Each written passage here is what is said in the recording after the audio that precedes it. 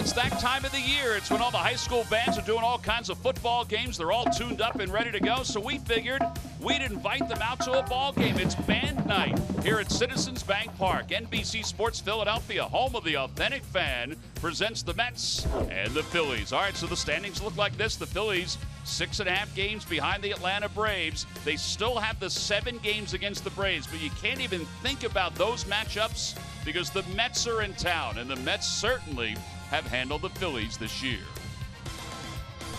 Hi, everybody. I'm Tom McCarthy, along with Ben Davis, as we get set for the final 3 games against the New York Mets. It hasn't gone all that well for the Phillies this year against the Mets, but tonight they've got Jake Arrieta on the mound. Now, Arrieta is looking to do something special tonight, what could be his final home start of the season. It could be. Overall, very good career numbers against these Mets, 2-3 with a sub-2 ERA. That is pretty darn good.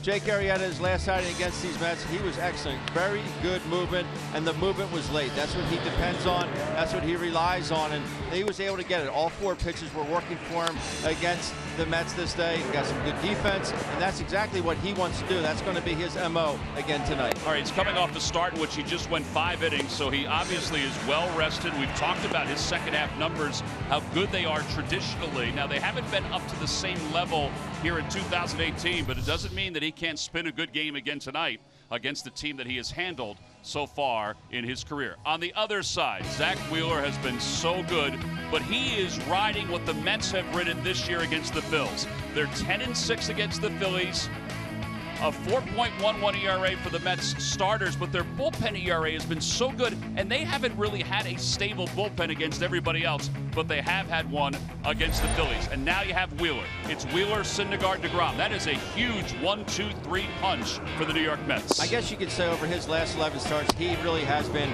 the best pitcher in baseball. It's hard to say with DeGrom and with Syndergaard, with Chris Sale, but he really has. He got an explosive fastball. He actually throws 5 pitches, and he will throw them all. He's starting to throw his splitter a little bit more to left. He's offset. But look at these numbers. Last 11 starts, 9-1 with a 1.67. Opposition's batting average just 192. That's a joke.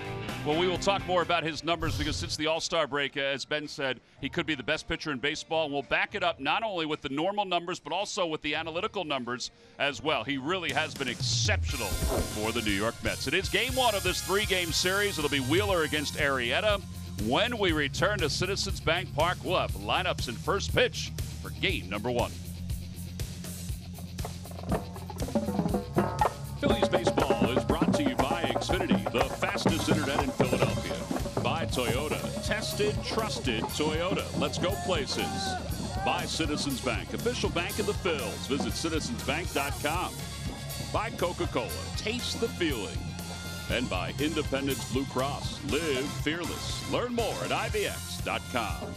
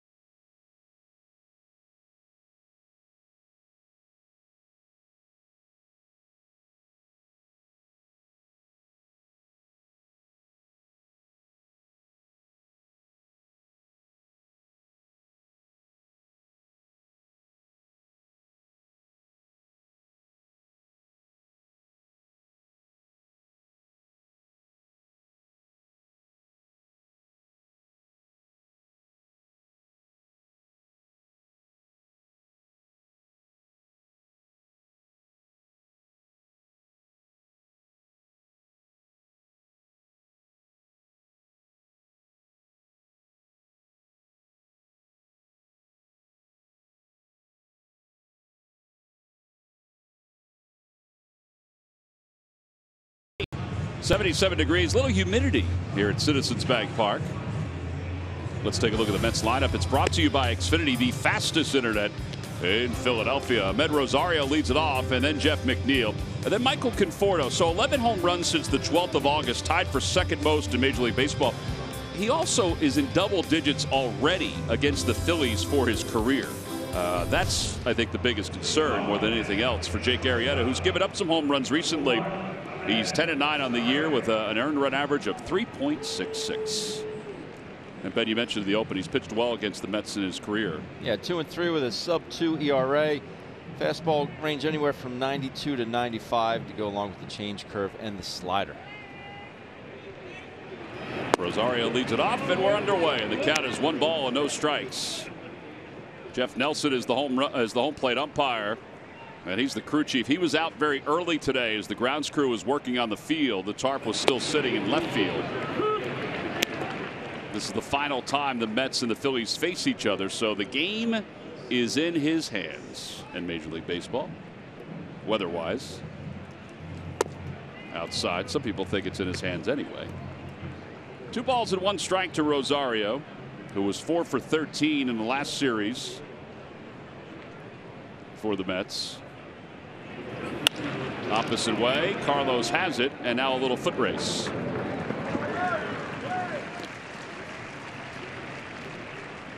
So 1 out, and here's Jeff McNeil. If you haven't watched the Phillies and the Mets with Jeff McNeil in the lineup, all we can tell you is that he's been a pain in the butt. In fact, Gabe Kapler talked today about this Mets team and the National League East as a unit, and said, think about in 2019 how potentially good this division will be. I know people talk about it not being that great a division right now. There's a line drive base hit to center field. Goodness. He just keeps on hitting against the Phillies.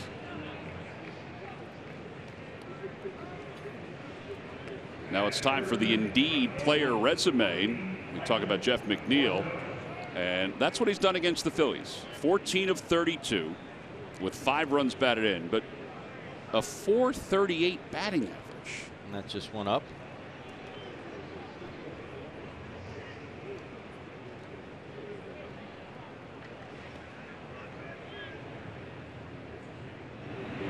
And now Conforto, that's out to left center field. Odubel has a beat on it.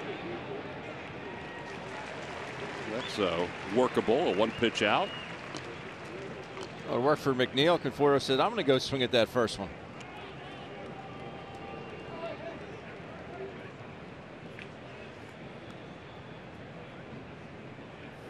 And now Todd Frazier.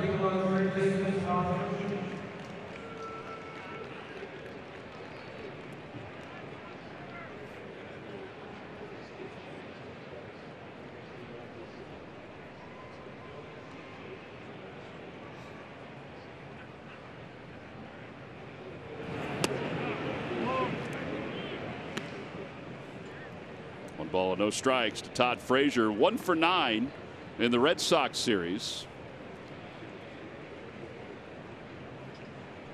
And overall hitting .222, 18 home runs, 58 runs batted in. There's a strike, 1-1.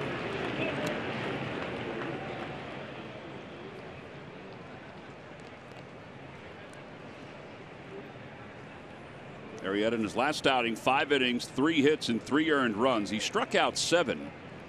It was a game where he received a no decision. The Phillies lost 7-6.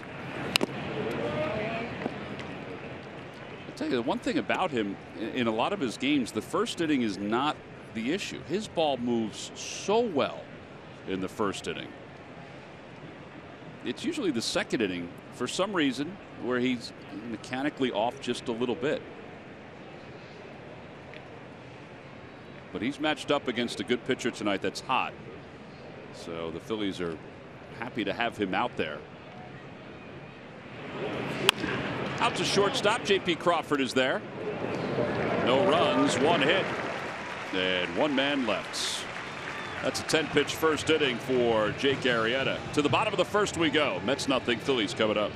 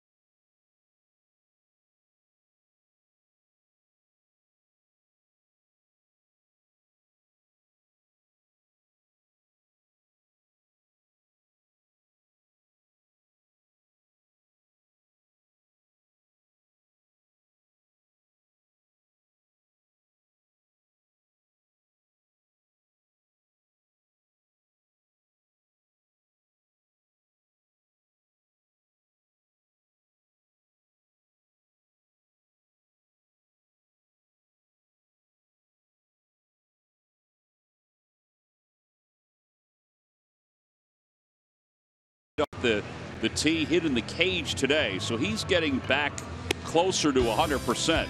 Let's take a look at the Phillies lineup, brought to you by Xfinity, the fastest internet in Philadelphia. Cesar leads it off. His numbers against Wheeler, he's 7 for 11 against him. Now, the one thing you have to think about with the numbers against Wheeler, he's a different pitcher right now.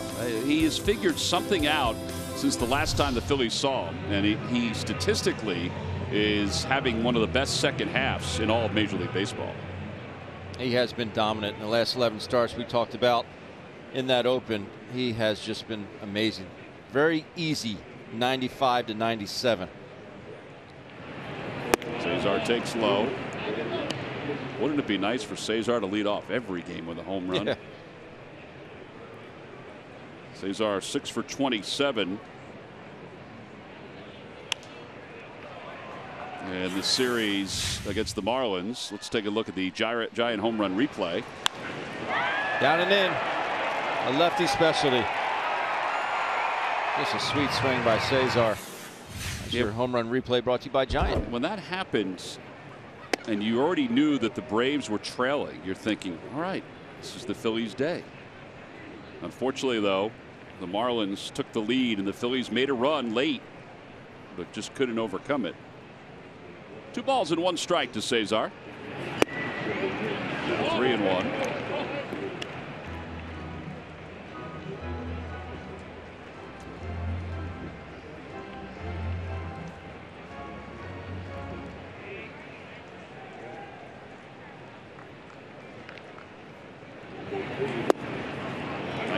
With some sink, but it's 3-2. The best secondary pitch for Wheeler seems to be his split. It just has complemented the fastball so much, particularly in the second half. I think you're going to see it right here. Nope, it's the fastball, and it's popped up on the left side. And what that splitter has done is really offset the left-handers. I had a long talk today with Ron Darling, and he said, what has really made Zach Wheeler the pitcher that he is? He's first and foremost, he's watched DeGrom pitch a lot. He's been on the attack. He said we've been used to seeing him at 4 innings, 5 innings at 100 pitches. He said now he's on the attack. And more importantly, he's healthy. He feels good about himself. Take a look at his pitch usage here. Throws that fastball an awful lot, and why wouldn't you? At 95, 97, and talked about just zero effort out on the mound. Rhys Hoskins takes one of those fastballs, and you saw the slider is used the second most, but the split is really his out pitch. I mean, the fastball's there too, but he has certainly used it. Rhys 7 for 24 against the Marlins. That one's over to third. Frazier behind the bag. 2 outs here in the first, and that'll bring Asdrubal Cabrera to the plate. Mickey Callaway in his first year. He's had a little rough go of it. Things have sort of settled down for him. I think part of that is that the Mets have won more games than they did in the first half. Winning does cure a lot.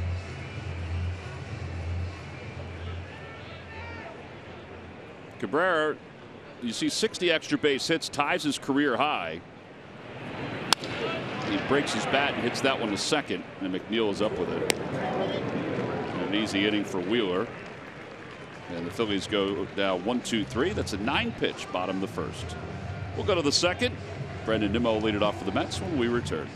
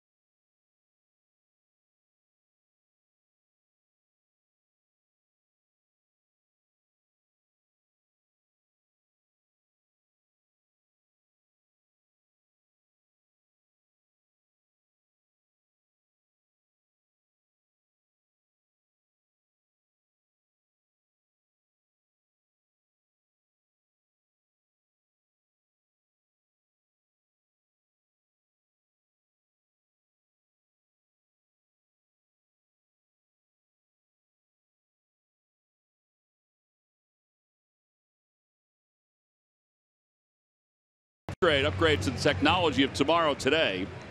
And on base percentage, the National League leaders. Nimmo is number 4. Joey Votto leads the way at .423. And Nimmo leads it off. He's hitting .349 his last 26 games and takes strike 1.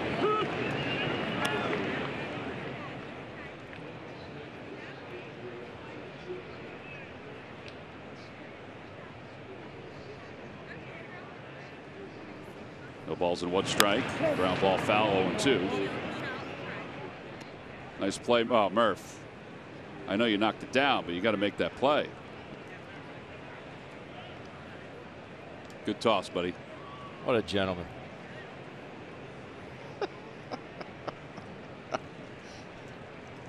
No balls and 2 strikes to Nimmo. And that one just a bit low.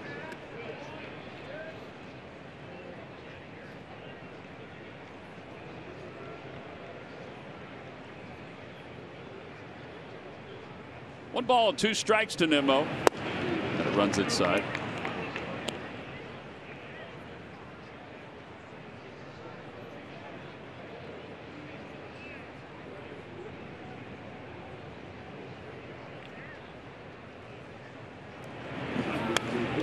He stays alive.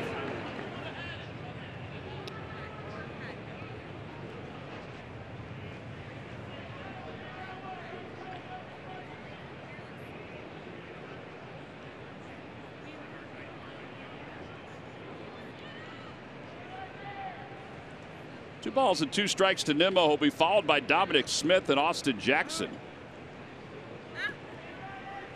Gabe said that he saw Nimmo in the hallway today. They were talking about, you know, the Mets, and Nimmo said that the fact that they've had so many injuries, third base umpire Manny Gonzalez says he held up, that they had so many injuries early. A lot of their young players were just kind of thrown in there, and there were no substitutions. They just played.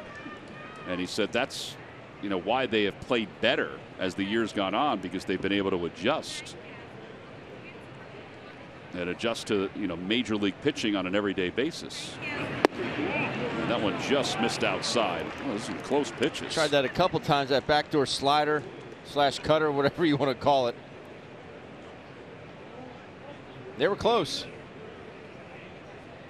So a base runner, it's the second one of the night for the Mets, and Dominic Smith will come up. He was 0 for 6 in the series against the Red Sox. See his career numbers in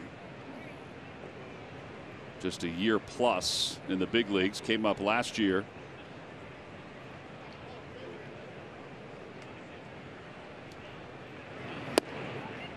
On the inside corner, and it's 0-1. It's when Jake's at his best, when he can get those fastballs located to his glove side. So into a lefty, away to a righty.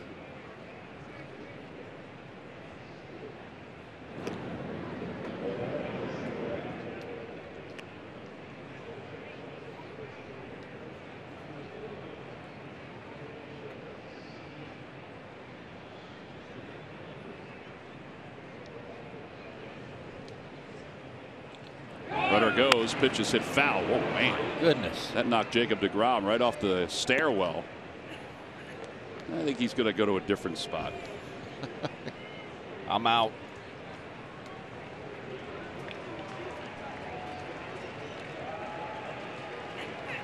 Phillies will miss deGrom in this series, but they get Wheeler and Syndergaard along with Steven Matz. Is that your consolation prize? I guess so.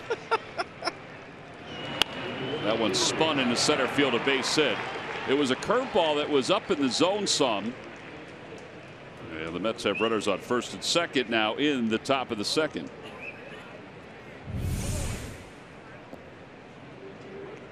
Yeah, right in the middle of the plate.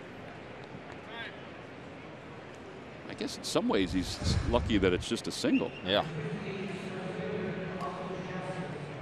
That'll bring Austin Jackson up. That ends at 0 for 9 for Dominic Smith.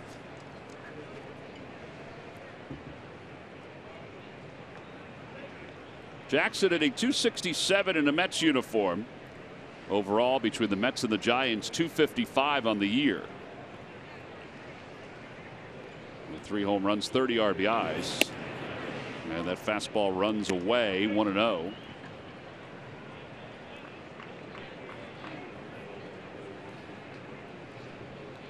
Runners on first and second. Jackson digs in. Let's go over to Greg Murphy. Murph. All right, thanks a lot, Tom. The story of Austin Jackson, as you mentioned, started the season with the Giants, was traded to Texas and then released, but it seemed to have found a home here in New York, at least for the second part of the season. When he got to New York, he kind of burst on the scene. He batted .350 in the month of August, talking about making a good first impression. But, you know, one of the things that Mickey Callaway said that they wanted to see out of him when he arrived in New York was just his athleticism, able to play all 3 outfield positions, very good base runner, and also a leader in the clubhouse, which they have leaned on him to do as he continues in a Mets uniform. And it's so interesting to think about his athleticism, because I was looking back at, you know, some of the stories written on Austin Jackson over the years. And did you know that when he was 12 years old, he was rated as the #1 baseball player as a 12-year-old in the country by Baseball America? And then again, when he was 15, Baseball America again once named him the best baseball player as a 15-year-old in the United States. And when he was in high school, how about rated the 10th best point guard in America as well? So obviously athleticism has been with him from a very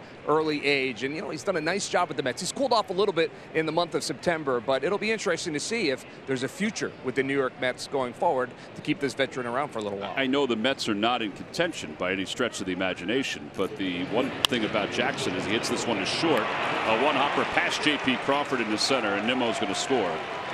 And over to third base goes Smith. Rhys Hoskins slips, so Jackson goes to second. And it's 1-0 Mets. Well, that didn't work out well at all, because Rhys slipping enabled Smith to go to third, but also Jackson to get to second base just ahead of the throw. Now you eliminate that double play. This ball is very close to being a double play. The ball's hit just to JP's left. And then Rhys slips out in left field. That enables Jackson to get to second base. The Phillies are going to have to play the infield in. All right, it is scored a double. And here's Tomas Nido, who had a big base hit in one of the games between the Phillies and the Mets up at Citi Field. I really thought JP was going to get that ball. And then right there, Rhys is lucky he didn't hurt himself. Yeah. He didn't blow out his groin. Swing and a miss, 1-1. Well, if ever Jake Arrieta needs a strikeout, this could be that time.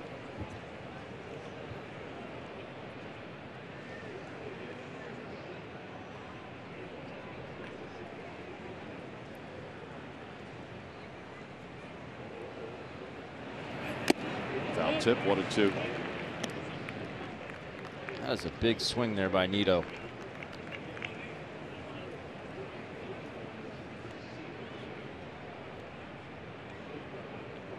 So he'd like to elevate that fastball a little bit more.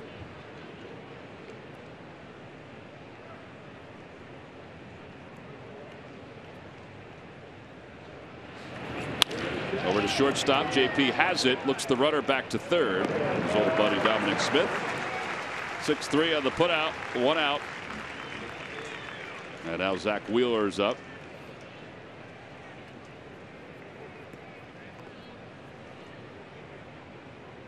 Get the pitcher out here. You might be able to see yourself out of this with just the 1 run.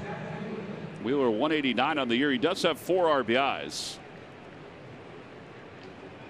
One thing that definitely helps the Phillies defense here is the fact that Smith doesn't run real well at third base.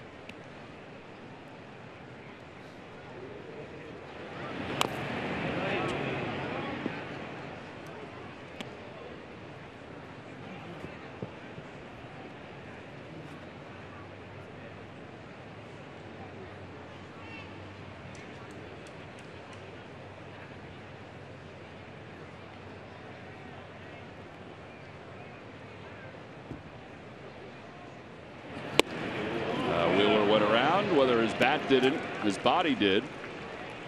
And it's 0-2. Nice. Home plate umpire Jeff Nelson wasn't able to see this.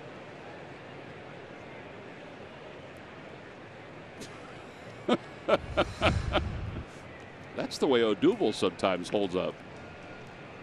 The 0-2 pitch. I'd like to see a little bit better execution on these 0-2 pitches.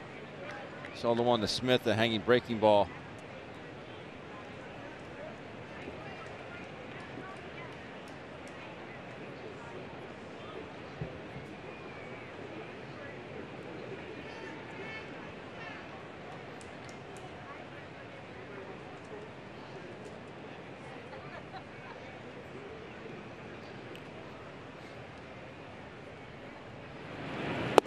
Strike 3 call. Jeff Nelson reading the inside corner on that pitch. First strikeout for Arrieta. Yeah, that'll bring Ahmed Rosario to the plate. Well, the Mets are here for 2 more nights, tomorrow and Wednesday. Wednesday is a 6:05 first pitch. Go to Phillies.com to get your tickets right now for the rest of the Phillies and the Mets series. And then it's down to just 1 series left here at the ballpark. The final weekend against the Atlanta Braves. Atlanta hosting St. Louis tonight. Swing and a miss by Rosario, who hit one sharply to first his first time up.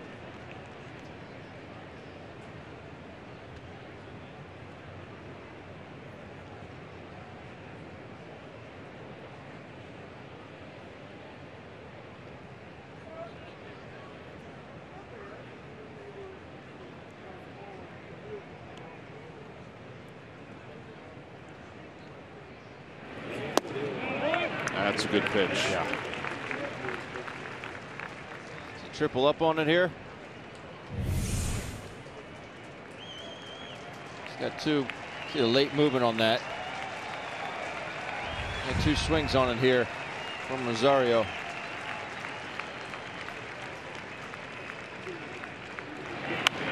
Down the right field line. They did throw it again.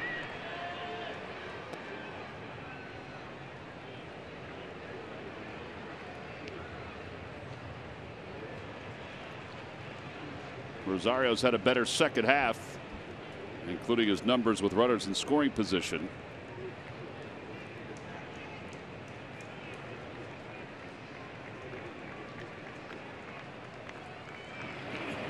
Ground ball toward the hole. Cut off by Cabrera, and in time.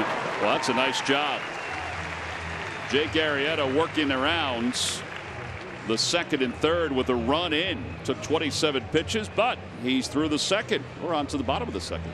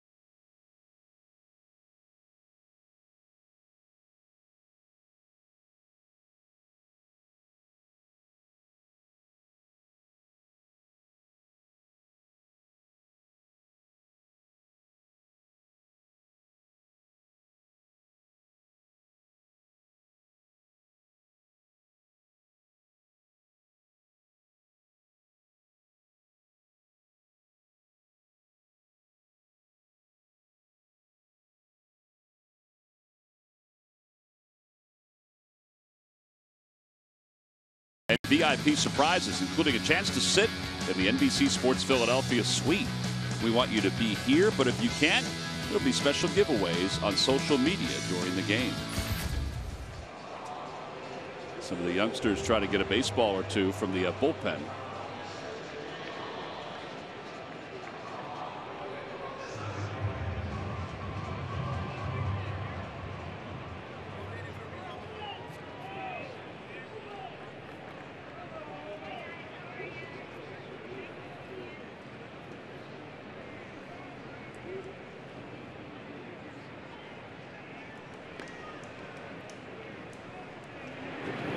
Ramos leads it off and takes inside. 1 ball, no strikes.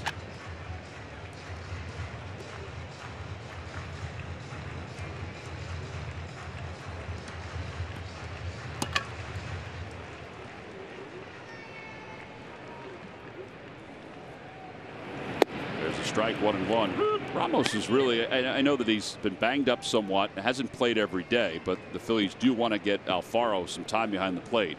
But his numbers have been so good since the Phillies picked him up. They really have. 391 with a home run. Overall, he's hitting 314 with 15 home runs. And he pokes that one foul toward the upper deck. What I just really like about him is his willingness to use the entire field.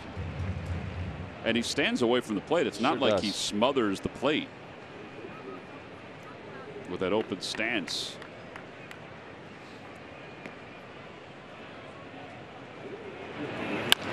Back toward the middle. McNeil is up with it. And 1 out here in the second. Well, these are the final 3 games before the 3 games against the Braves. So time is winding down in the regular season here at the ballpark. And it's usually a chance for us to say thank you to our crew. Pete Mickelson, who is one of our camera operators and is always up here behind home plate. Pete's part of the family. And we took them out to the yard just to get some action. Look at Farnese coming in left-handed, looking like Jerry Koosman. Good. Pete kept his eye on the ball. Multi-talented is our crew. Don't challenge them to a wiffle ball That was a good swing by Pistol Pete. That boy, Pete. Pete's one of a handful of guys in our crew that probably won't hurt themselves if they do an athletic event. Some may hurt themselves. Some have here at the ballpark in athletic events. Greg Farnese. Not to mention anyone in particular. 2 balls and no strikes to Carlos Santana. 3-0.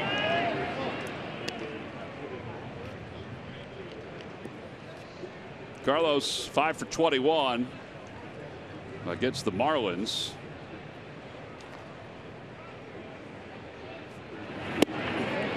There's ball 4. So Carlos reaches 100 walks. The most walks by a Phillies player since Pat Burrell in 08.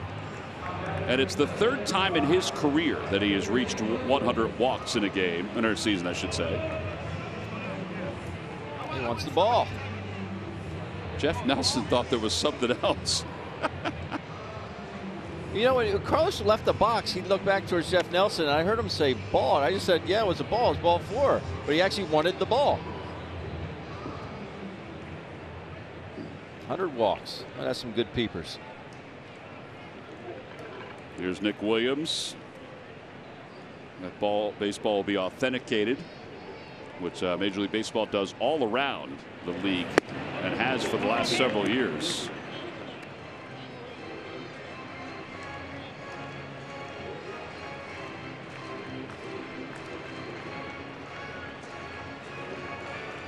Nick hitting .256 with 17 home runs.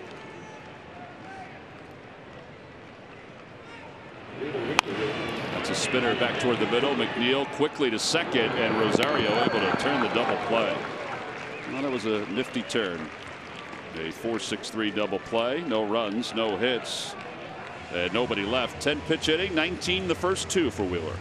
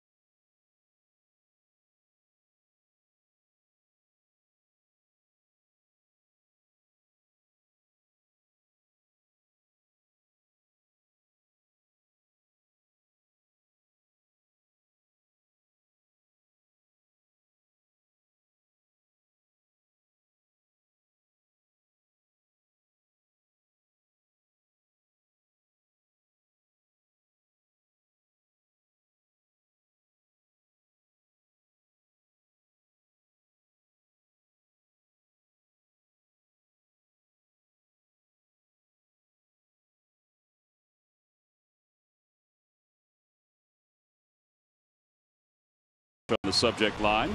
All right, Ben, who holds the Mets record for most triples in one season? Most triples in one season. Interesting. Answer will be revealed in just a little bit.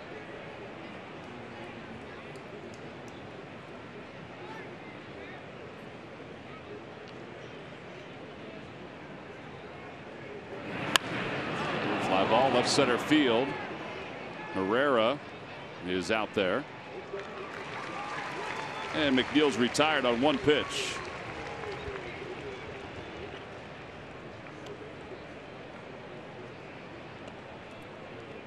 Yeah, that'll bring Conforto to the plate.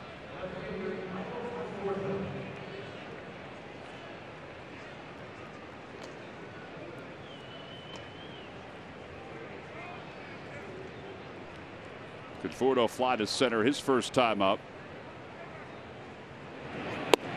And a strike on the inner half. It's 0-1.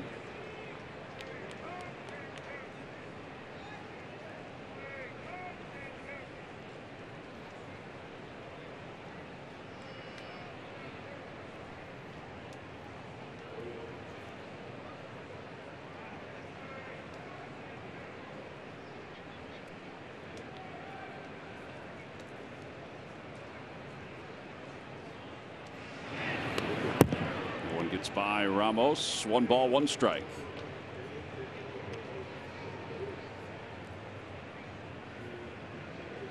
Mets come in 69-80. They're 14 games out in the National League East. Phillies 6.5 games out. Washington, which is already leading Miami 1-0. 7.5 games out in the East. See the standings.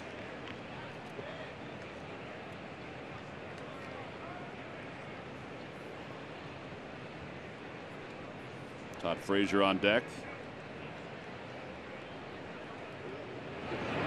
And a breaking ball and a strike 3 call. I think he just fooled him with the curveball. Yeah, I think Conforto was looking for that slider slash cutter that he swung at the pitch before.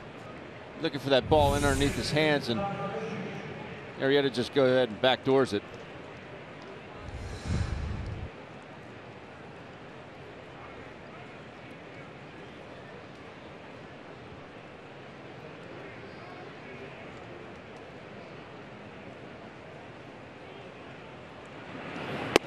Frazier takes strike 1. It's 0-1.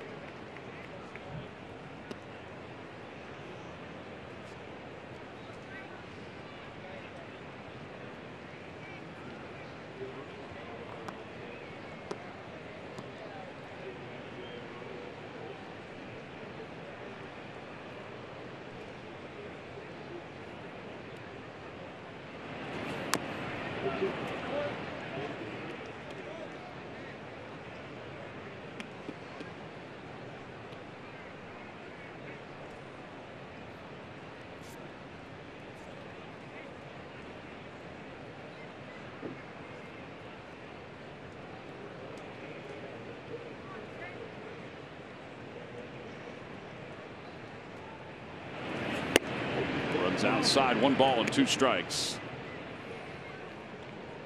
Arrieta in his last 6 games, 1-3, an ERA of 5.85. Over the last several days, the starters, as everybody knows, have not gone that deep in a game. But Arrieta with a nice 1-2-3 inning picks up his 3rd strikeout. We'll go to the bottom of the 3rd. It's the Mets 1 and the Phillies 0.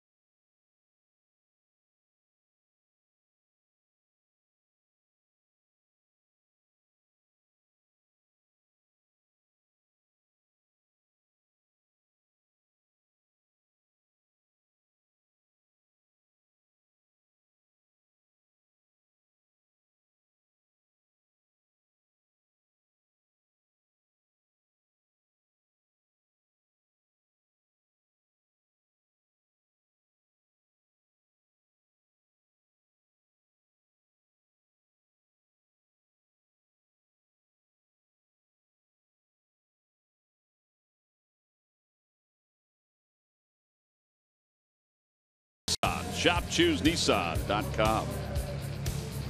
Keep me hanging like that, partner. Well, I wanted to make sure I emphasized it. Bated breath over here. Odubel Herrera is scheduled to lead it off. Odubel hitting .256, 0 for his last 10. It's in another one of those little slumps. Well, let's face it, since the 41st, 42nd game of the year, it's been a slump for Odubel.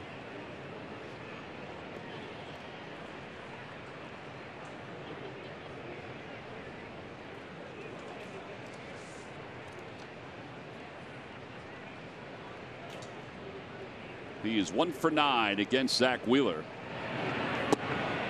Change up low. That was the splitter. The one hit he has is a home run.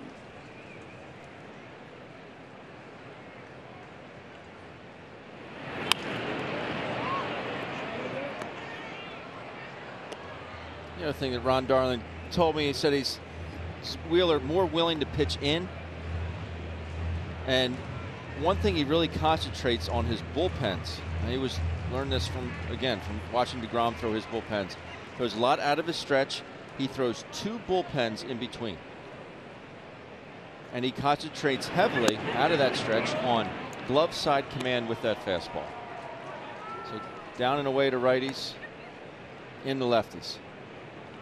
Yeah, since the All-Star break, he's 8-1, an earned run average of 1.32. We showed you his last 11 starts in the Open. If you break it down to the All-Star break, it's 10 starts, 69 strikeouts in 68 innings. So he leads all of Major League Baseball during that time in wins. He's second in all of Major League Baseball in ERA, 5th in batting average against, tied for 1st in slugging percentage against. And he's second to David Price among starters with qualifying innings in home runs allowed.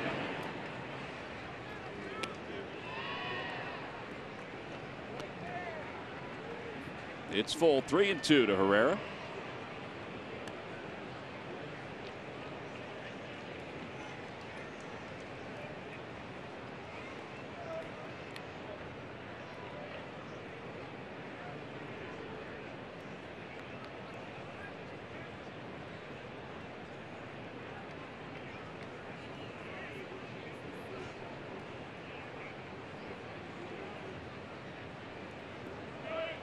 I think this is good, though, by Odubel, because there's a rhythm that power pitchers get into. And even though it's light and it's slight, just breaking up that routine.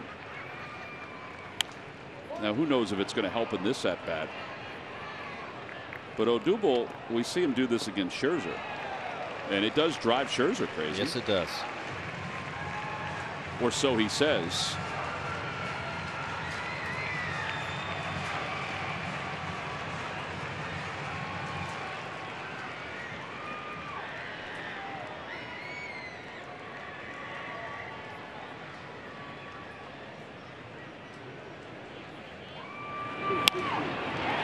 Floater out towards center field. Austin Jackson dives and he makes the catch. Wow. He did not read that well off the bat, but he was able to because of his speed, and as Murph talked about before, his athleticism, was able to make that catch for the first out here in the 3rd. He broke back on this. I didn't think he had a chance.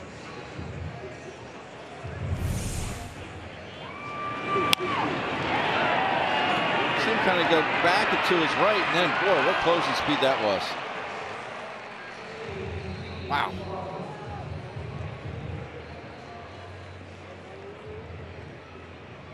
That's an excellent, excellent play. 1 out. J.P. Crawford is coming up. J.P. had a nice series against the Marlins. Takes low, 1 ball, no strikes.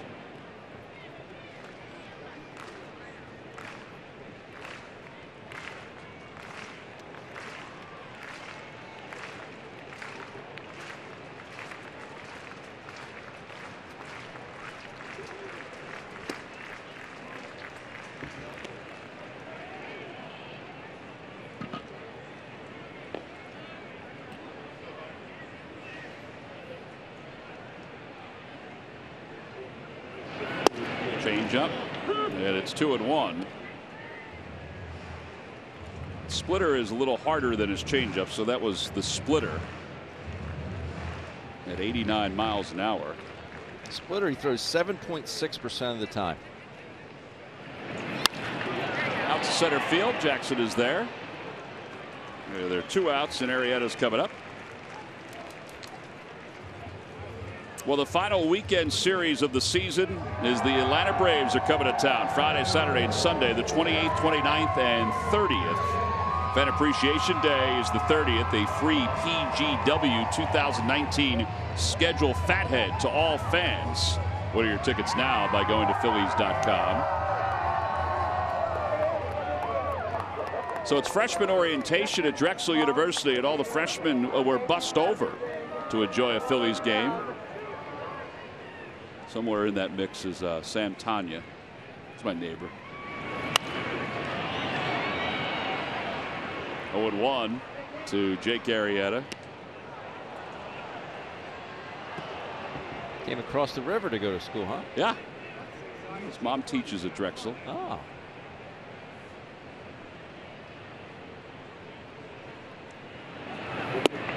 Oh, 0-2.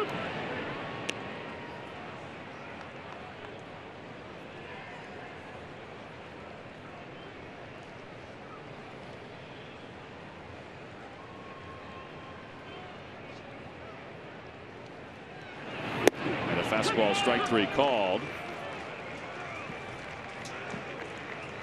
First strikeout for Wheeler. All right, kids, we're 3 innings in. Got to be a little louder than that. We'll go to the 4th.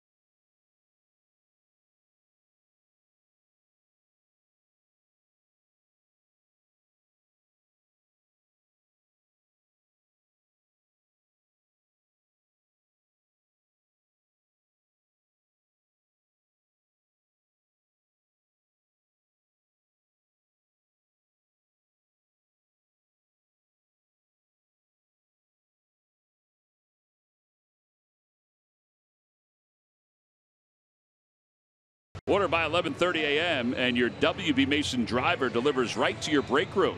Local, fast, and convenient. Who but WB Mason? We get to the top of the 4th inning. It's 1-0 New York. And Arrieta, who made the last out, will face Brandon Nimmo, Dominic Smith, and Austin Jackson. Mentioned the starters this past weekend didn't work that deep into games. It's just, you know, the way things work out, as everybody knows. If you have a chance to get some runs, Gabe has such a deep bench. He's going to go to that bench. So they averaged 4 2/3. The starters with an ERA of 5.40 in those 13 1/3 innings of work. I think there's a little different approach for Arrieta and for Nola. Although, as Jake knows, he went 5 innings last time and he was pinch hit for.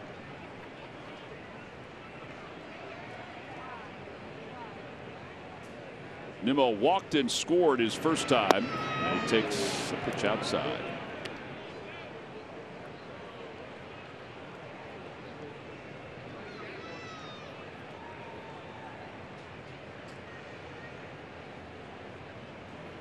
That one's pulled to right field, a base hit, so Nimmo's aboard.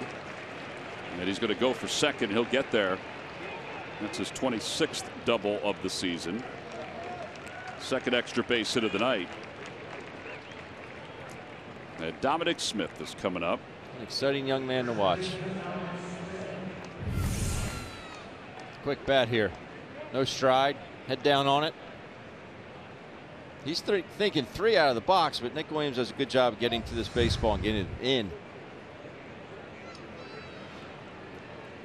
Well, you can't just will yourself to these victories, but you know the Braves are already trailing 3-0 to the St. Louis Cardinals, and if you think you have any chance to come back down 6.5 games, I think everybody saw that in 2007 when the Phillies overcame the Mets. I mean, you've got to be able to beat the teams below you, which we've said all year. Gabe said today, and you know he's been realistic the last couple of days about how his team has played. But he said today, he said, we can't play just good in this series. We have to play great for the rest of the year. Everything's got to click. Everything. A 1 pitch. Now, you can't force it. But there, you know, some moments over the last several days. I mean, he took 2 of 3 from the Marlins, but you would have loved to have swept that series out.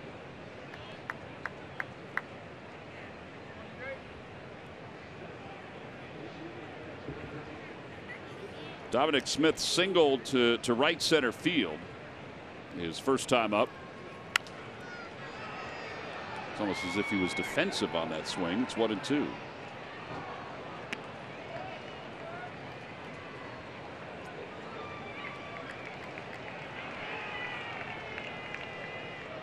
But in that Braves game, Fultonevich in that first inning, he threw 37 pitches. 37.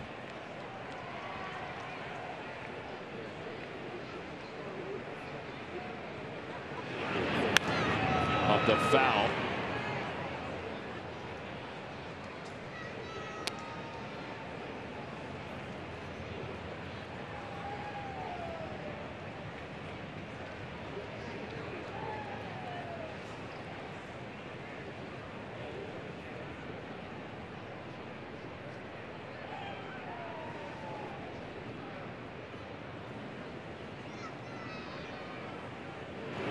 Swing and a miss.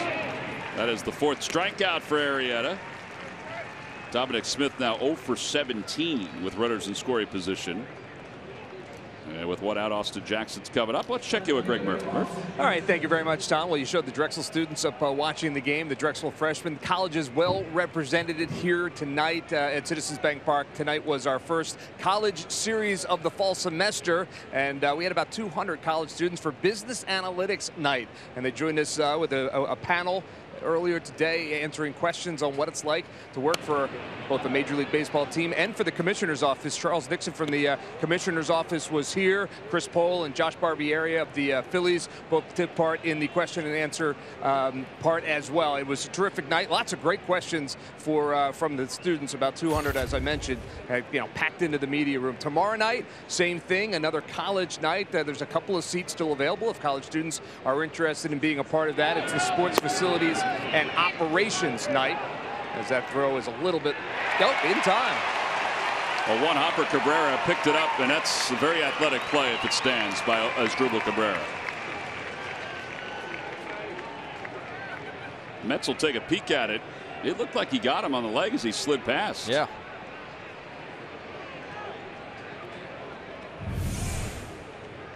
Now he's ruled out. Yeah, he got him. He got him on the backside. He sure did. That was a really good play by Asdrubal Cabrera. Not really sure why Nimmo decided to go there. It's close. But that's the kind of play you need when you're battling. 1-1 to Jackson, 1-2. Murph, finish that up, baby. I forgot. I forgot all about it as we were calling that play. Not at all. I just wanted to also mention that on September the 28th, they're having a high school series night. So high school students that want to come down and be a part of the question and answer portion, and then talk to some folks that work for the Phillies in and around the organization. You can sign up to be a part of that if you're a high school student. That's on September 28th when the Braves are in town. So make sure they do that. All right. 5 strikeouts for Arrieta. as he comes back after the leadoff double, gets a couple strikeouts to wrap up this 4th inning. A couple big time plays and pitches in this frame. We'll go to the bottom of the 4th.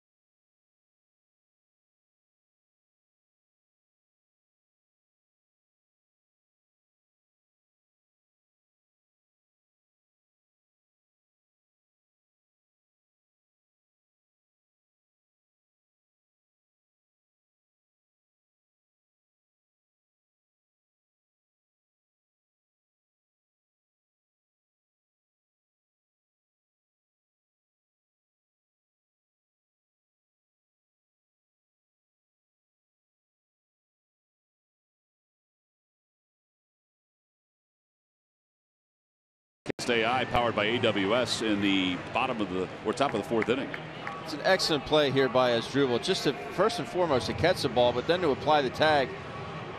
I don't know what Austin Jackson is doing here. See, Ramos, he throws, it's basically on his knees, but why is Jackson bending over and giving Wilson Ramos a clear throwing lane? People helping people. You're supposed to, if you're a right-handed hitter, and I used to hate it when guys just stand there like statues, but he does Wilson Ramos a huge favor there.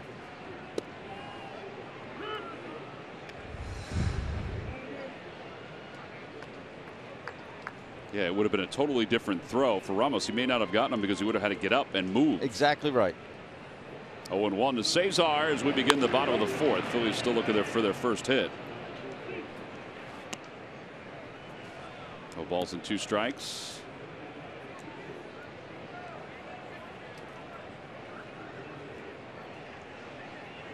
Cesar popped out his first time up.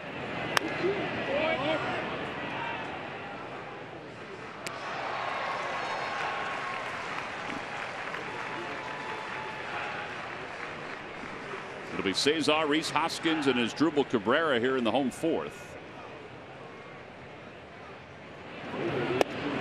Cesar goes after a high fastball. That's the 2nd strikeout for Wheeler. And Rhys, who grounded out to 3rd his first time up, is coming up.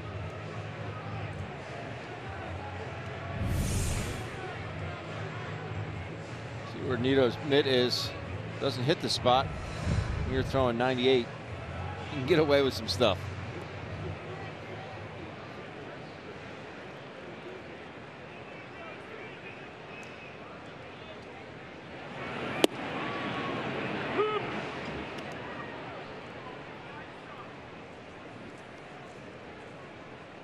Wheeler's got a great pace to him as well. Just gets up there, gets his sign and goes. Inside, 1 ball and 1 strike. Mets picked him up in the trade for Carlos Beltran several years ago, and Beltran was traded off to the Giants. He's a former first-round pick. He was selected in the 1st round out of high school by the Giants in 2009. Giants were making a bid for the postseason, so they brought in a guy they thought would help them.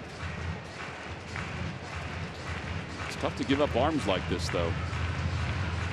I mean, sometimes it doesn't pan out, but for the Mets, they've traded for 2 first-rounders, Syndergaard and Wheeler, and it's worked out in both ways.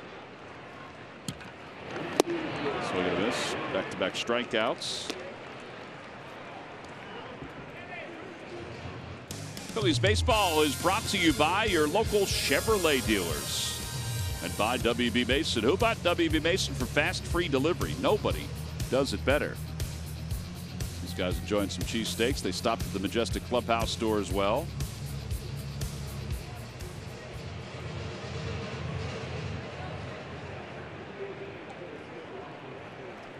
Here's Cabrera. Cabrera grounded out his first time up.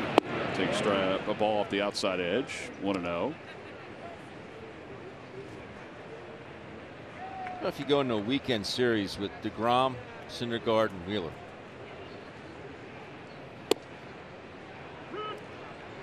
It's a pretty tough threesome if they all pitch the way they have pitched.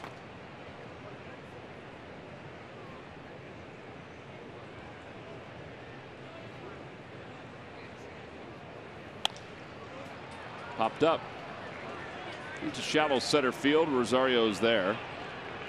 And Wheeler has not allowed a hit through the first 3 innings. His pitch count is at a pretty low pace. We'll head to the 5th inning.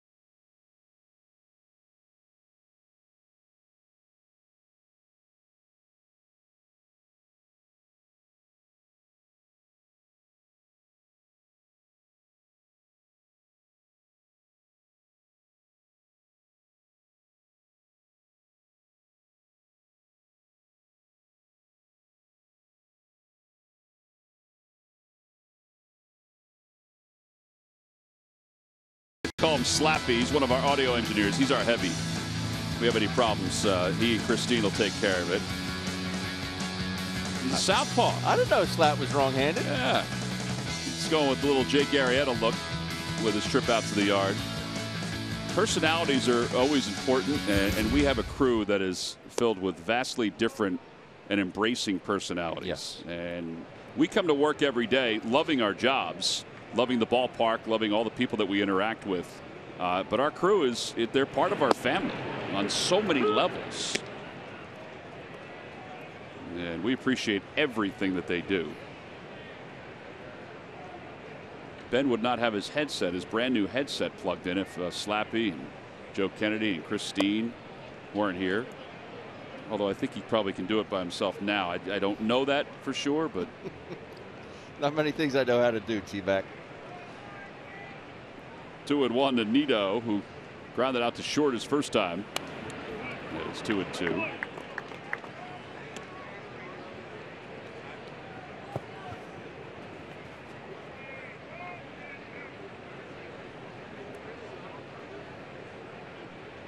There he had 5 strikeouts through 4. The only problem is he's dealing with a guy that has a no-hitter through 4.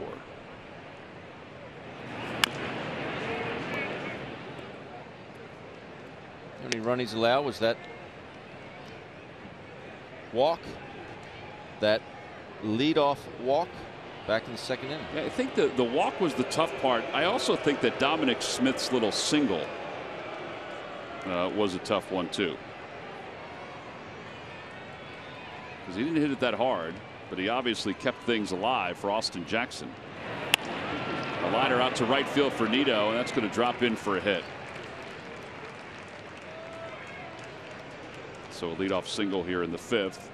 Follow the race to the postseason on MLB.tv for $25.99. Watch every out-of-market regular season game, plus get a free subscription to MLB At Bat Premium. Blackout and other restrictions apply. Visit MLB.tv to take advantage of this limited offer.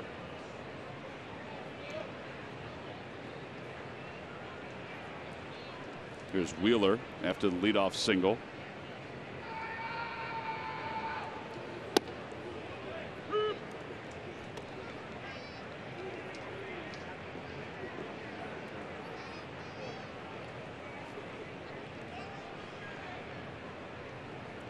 Wheeler went down looking on strikes his first time up.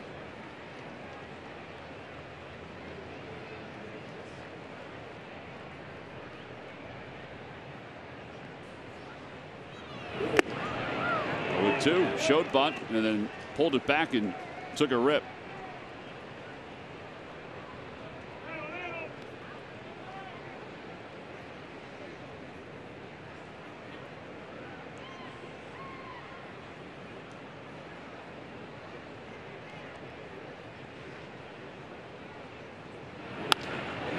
A base hit to right center field. Nito's going to go over to third. And the Mets have first and third with nobody out. Another poorly executed 0-2 pitch. Yeah, so a guy that was hitting 178 coming in and a guy hitting 189 coming in have back-to-back singles. It's a rolling breaking ball here.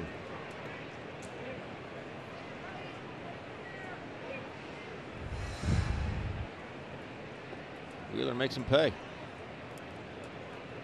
The Phillies will play the infield at double play depth, so they'll concede another run to get an out or two. Rosario obviously difficult to double up. He has hit 2 ground balls in his first 2 at bats.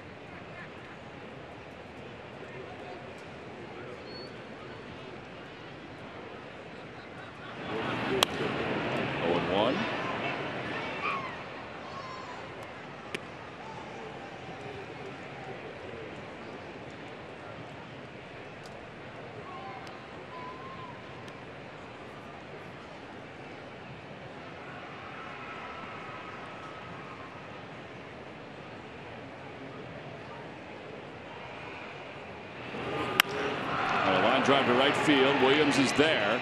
He'll make the catch. Tagging from third, Nito. And the throw cut off by Santana. A sac fly for Rosario. 2-0 Mets.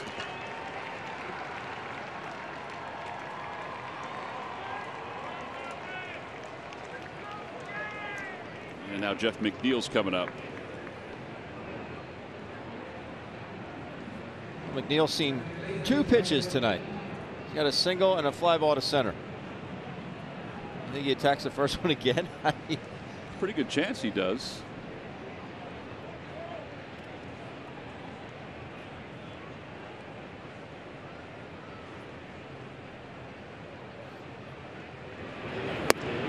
He went around.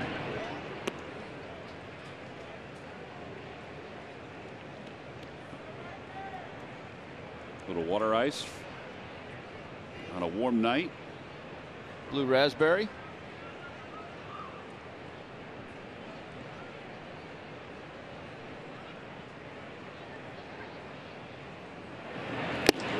Foul tip 0-2.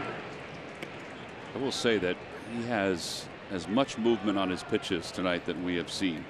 I mean, that ball is whizzing everywhere. Yeah.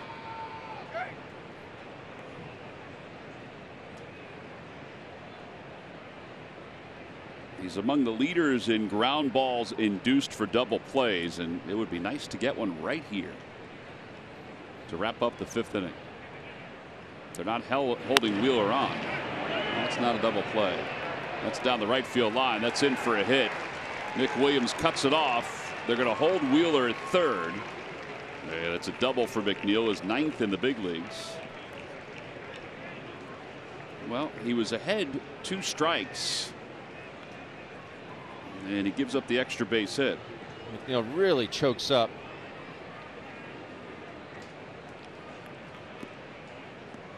Well, McNeil talked about strikeouts, and he's our Geico quote of the day on his dislike for K's. I hate to strike out. I've been that way my whole life. I was the same way in Little League, where I struck out like once a year. That was compliments of Kevin Kernan, a longtime writer from the New York Post. How can you not be that way? I mean, you saw that approach. He chokes way up on the bat. Was rewarded with a double. And now the infield in. Conforto lines a base hit it to right center field. That's going to score 2. Conforto holds up at first. It's a 2-run single, and now it's 4-0.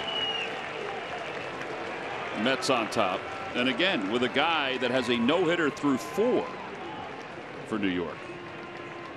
Very aggressive approach here we've seen early on by these Mets.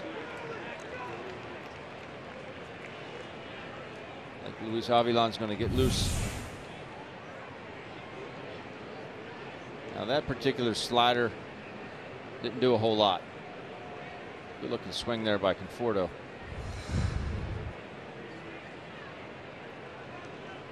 Well, Rick Kranitz out to the mound.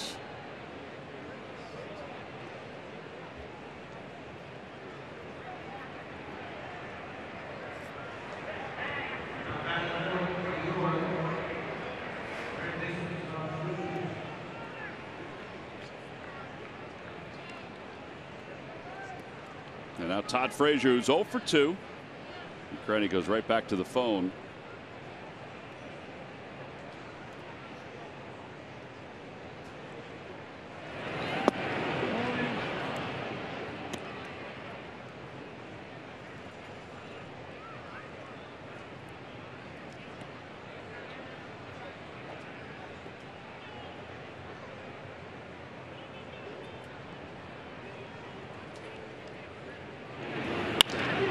Drive base hit to left center field.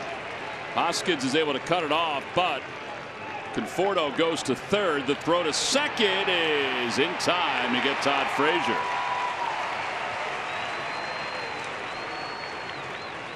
Nice play there by Reese. That is the 5th outfield assist of the season for Reese. But when you have a 4-run lead, you can take these kind of chances. You can put pressure on the defense. I don't blame Frazier one bit. This ball is cooked out to left field. I think Frazier thinking too right out of the box. It's a good turn. He tries a swim move there at second base to no avail. Yeah, never got there. And now you have Nimmo. Nimmo doubled his last time and walked and scored his first time up. 4-0 New York. They already have 9 hits. And they are going after pitches early. They're getting some good rips here.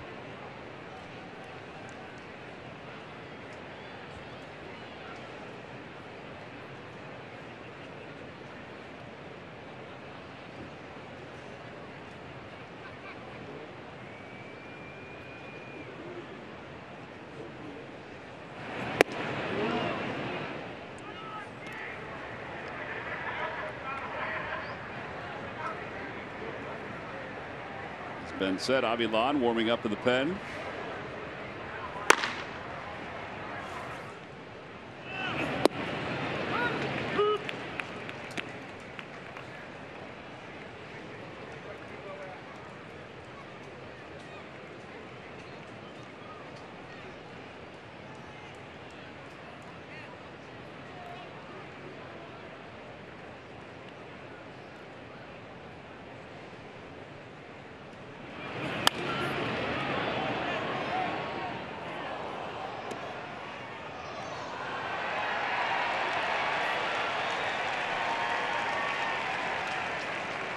One ball and 2 strikes to Nimmo.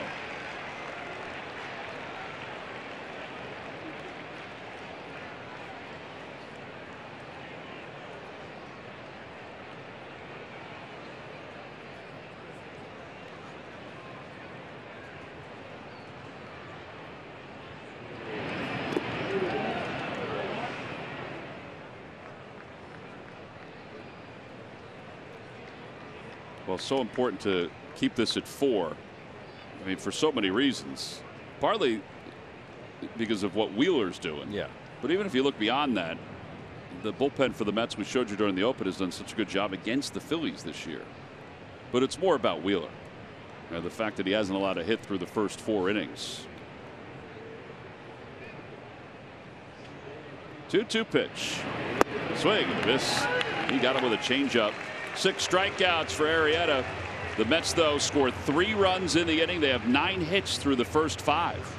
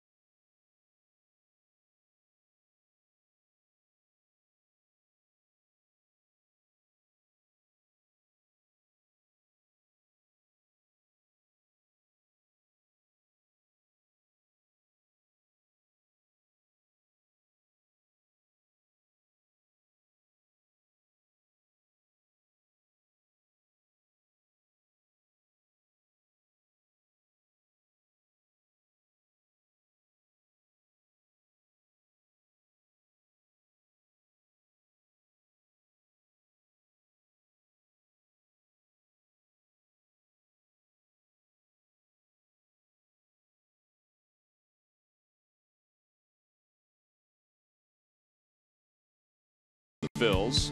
How about what the Clearwater Threshers did this year? You know, they 33-36 in the first half, and then 45-24 in the second half. Now they lost to Daytona in the North Division Series. But Jose Pujols was the Florida State League Player of the Year. Derek Hall, before he got promoted to Double-A, had 11 home runs.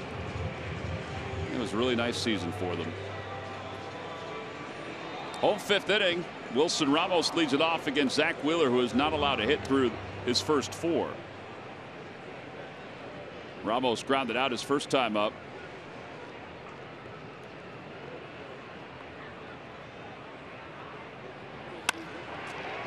And a diving attempt by McNeil, and it's off his glove. And that should be the first hit of the night for the Phils. Ball was hit sharply by Ramos. Spinning and bouncing away from McNeil as the rain starts to fall. All right, so the Phils get their first hit. Second base runner. Ball was scorched. McNeil does everything he can. Breaks up the no-no. So Carlos, who walked for the 100th time in the season, his last time up. And he pulls that one to right field.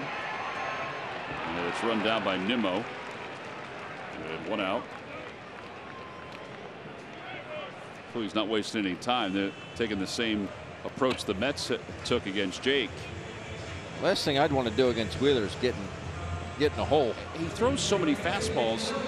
I mean, I think it's always a good approach if it's a good pitch to go after it. But his ability to use both sides, I think, is really paying dividends. And we talked about how free he looks like he's asleep out there, and the ball just jumps. I mean, jumps out of his hand.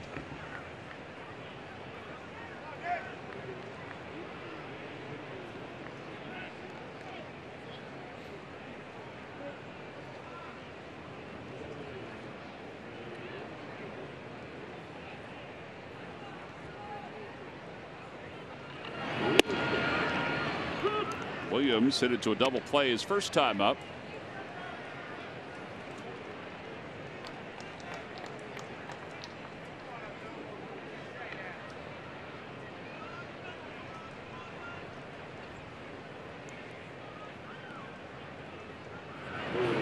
And a line drive off the glove of Frazier. A base hit it to left field. And the Phils have 2 runners on with 1 out here in the 5th inning. Ball's in the outfield before Nick Williams even got out of the batter's box. Gabe talked about this matchup and you know, like the fastball hitter in Williams against the fastball of Wheeler. Yeah, you're right.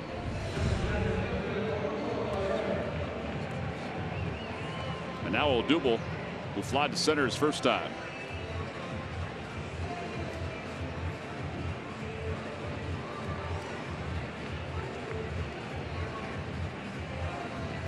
Mets have had 7 attempts with runners in scoring position. The Phillies, this is their first.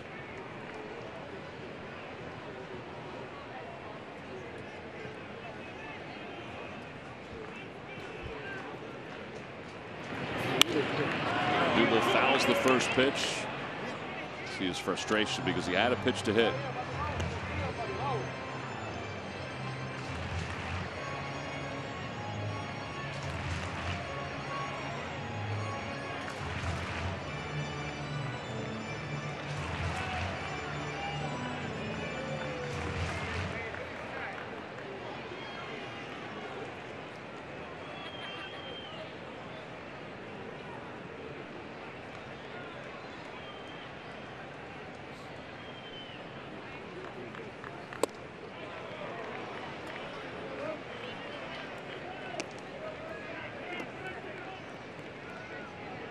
That is a hard slider.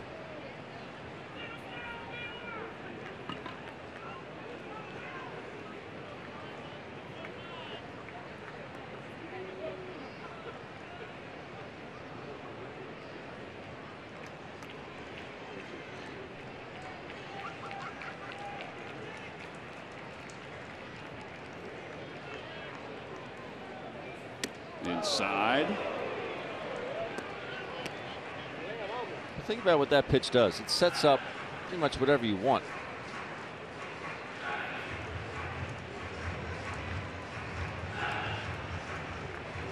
.97 at your right elbow.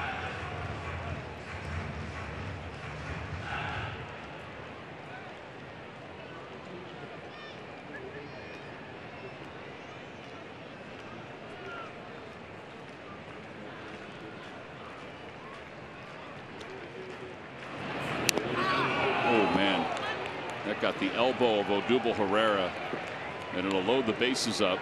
The Mets asked for an appeal on the swing. Wow. Ball just kept chasing Odubel inside. Sean Ficasny comes running out immediately. The bases are now loaded. It's no swing according to Manny Gonzalez. I mean, he dropped the bat almost immediately after getting hit.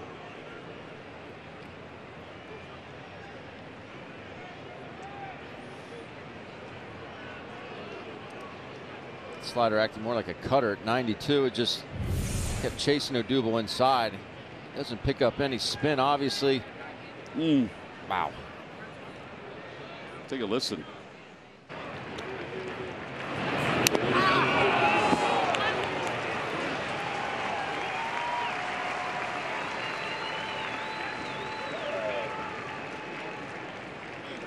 All right, so as Ben said, 92 miles per hour on that pitch. It loads the bases up for J.P. Crawford. J.P. hit the ball hard his first time up.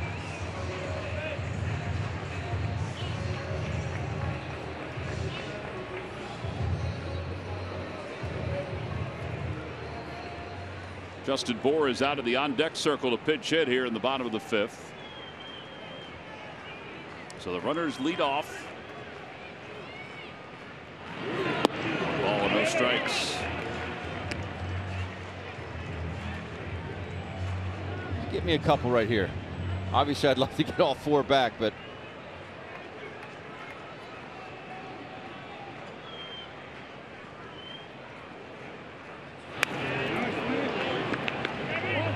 good one to hit there. You know, you wonder if that Zach Wheeler having to run the bases last inning really affected him. I was thinking the same thing, because we say that from time to time with pitchers, and you wouldn't think, because they're trained, particularly somebody that's 28 years old, you wouldn't think it would be a big deal, but does it have a lasting impact? But when it comes to a sprint, it can be different. That one's pulled, a base hit down the right field line. 1 run is in. Here comes Williams. Herrera's to third, and he's being waved home. He stutter-stepped around the third base bag. He'll score standing. It's a 3-run triple for J.P. Crawford, and a 1-run game. A big hit for JP. He hits it by his good buddy Dominic Smith at first base. Wheeler goes back to the curveball, which in his last start, he threw upwards of 20% of that curveball. He gets hurt by it here.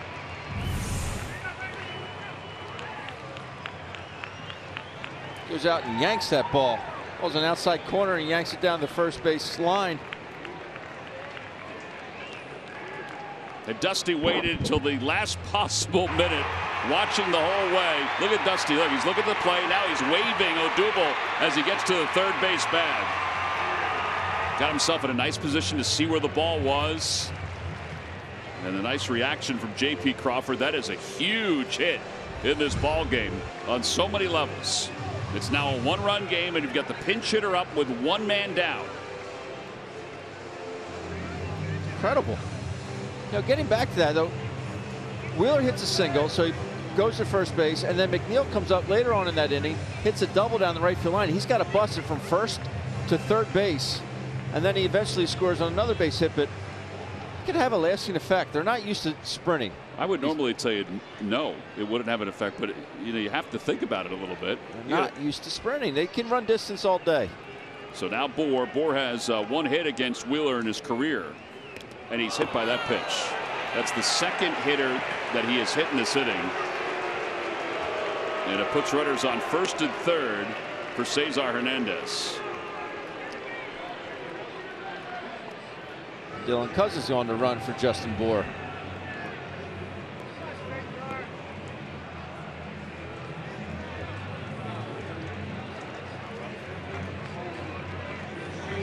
Cousins definitely has more speed than Justin.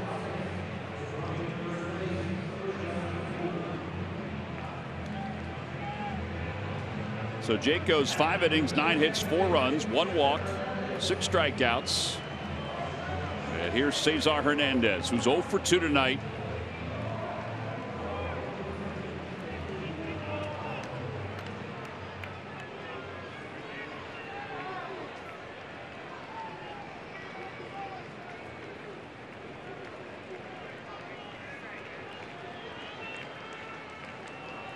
Frazier close to the bag at third, keeping an eye on Crawford.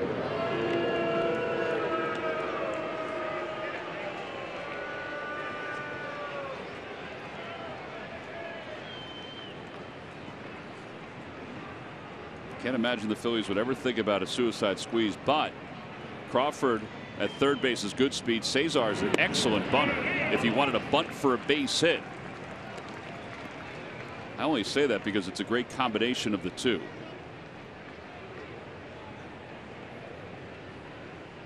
And with Frazier back even with the bag. 1 ball, no strikes. The only problem is bunting someone against someone like Wheeler with all that velocity. It's true. It'd be tough. Cesar takes on the inner half, 1-1.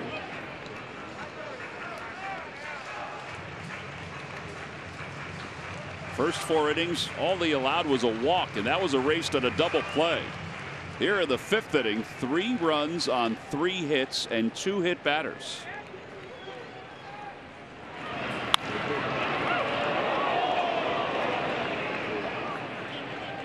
Thankfully, that net was able to slow things down. It ricocheted off the net.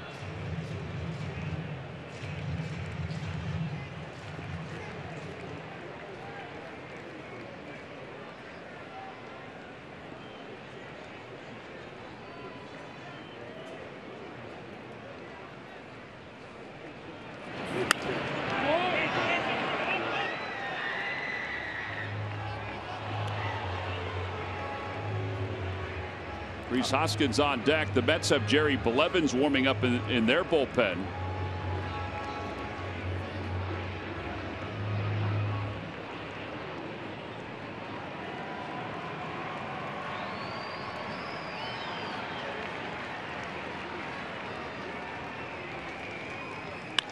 Fly ball, short left field. Conforto's under it. Crawford's tagging. Conforto's got it. His throw to the plate is not in time. The Phils have come all the way back and tied this baby up. A sacrifice fly for Cesar Hernandez. It's a 4-4 game. Well, I said I just wanted a couple back, but down deep, T-Mac, I wanted all 4 of them back. Why wouldn't you? And Cousins goes to second on the fly ball. Just a really good job of fundamental situational hitting.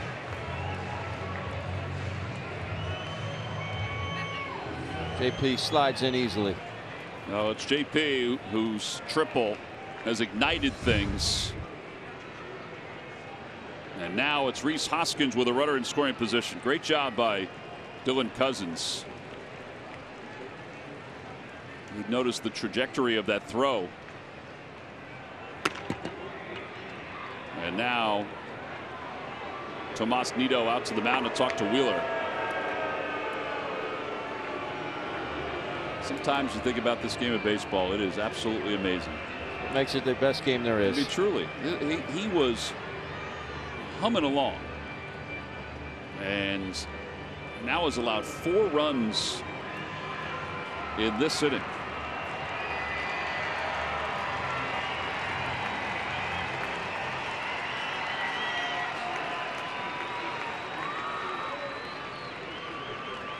Odubel getting hit by a pitch. 1 of 2 in the inning. Rhys takes inside. Rhys. Yeah, the breaking ball there. The remainder of this game will obviously be left up to the bullpen. Just hope that they can go out and do exactly what they did the other night. 7 innings pitched, 0 walks, just 2 hits.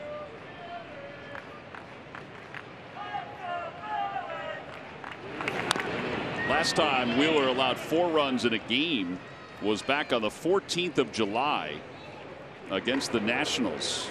That was in 7 2/3. Victor Arano is loosening up in the bullpen as well. Yeah, I think you have to look at this game a little differently if you're Gabe as far as the relievers go. Way outside, 2-1. This may be his last hitter.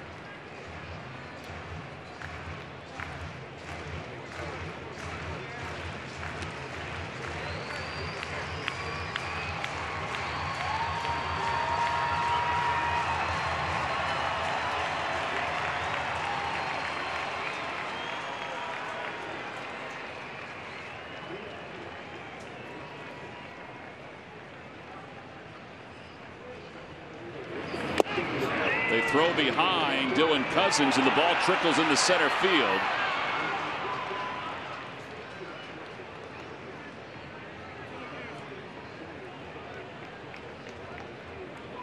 They're going to call Rhys out.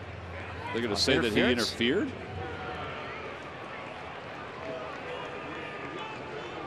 Wow. Well, it's a judgment call by Jeff Kellogg, the home plate umpire. I mean, he did hit him as he was making the throw to second base. So Hoskins is called out for interference. The Phillies tie it up as we go to the 6th.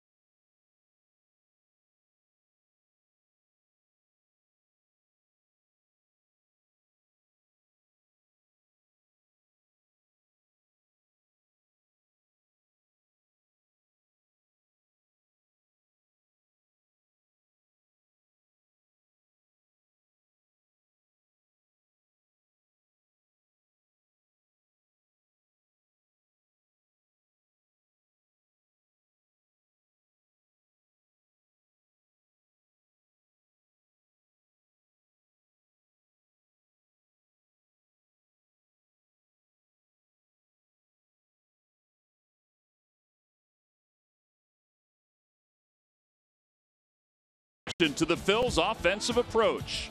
Roman has the speed that most dream about, and he has used it on the base path to steal bases and in the field to run down would-be hits. Roman is out of the box like a flash, reaching base safely in 16 of his last 19, heading into the final 2 weeks. Quinn is quick, and it's brought to you by Independence Blue Cross. Live fearless. Roman Quinn is available to join the Phillies in this ball game as a pinch hitter or pinch runner.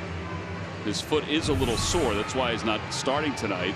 This is the last out of the last inning. Now, it's a swinging strike, and Reese did not mean to get in the way of Nito, but Nito's hand did hit Reese. So Jeff Kellogg, the home plate umpire, even though it was inadvertent, called it interference. So Reese is out. It's 2 unassisted on the scoring. It's just unfortunate, but the contact was made even though it was inadvertent. So we remain tied at 4, and Luis Avilan will take over here in the top of the 6th inning. And a big curve to Dominic Smith is high, 1-0. Avilan acquired by the Phillies from the Chicago White Sox.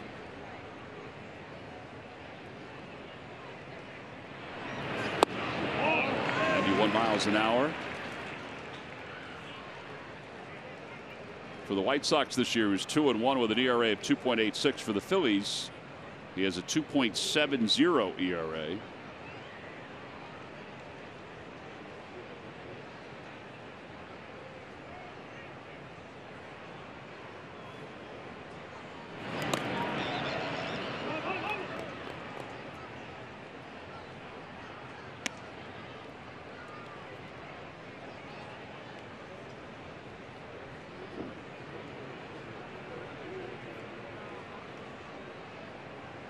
I do think that if Nito did not hit Reese, I don't think that it would have been called. No. And you're taught as a catcher to not try and avoid the batter. So this 2-2. Because I've done it where I've tried to avoid the batter, made an errant throw, and nothing's called. And I said, the umpire, you interfered. He said, you have to make contact. Right. But it's hard to get to yourself to say, to follow through when there's an obstruction there, because you don't want to hurt your arm.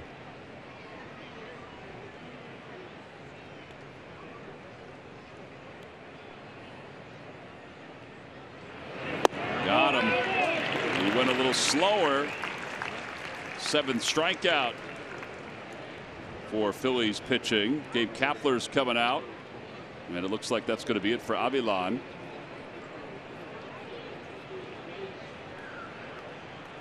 So he gets the one batter that he faces, and that will then bring in Victor Arano.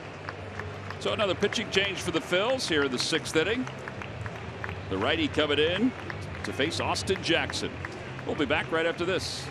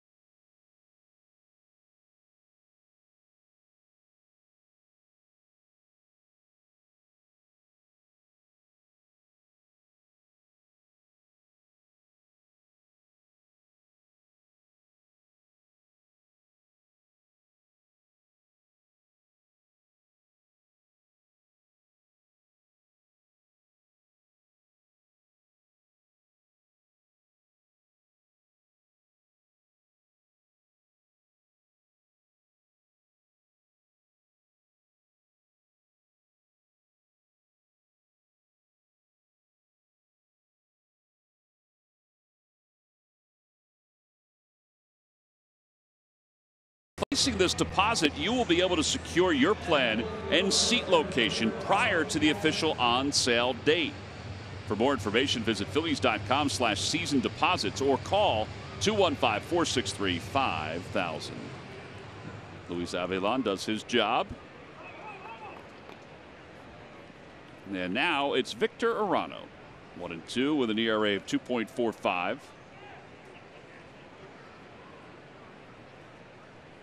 And he will face Austin Jackson, who's doubled and struck out. Tommy Hunter warms up in the bullpen for the Phillies.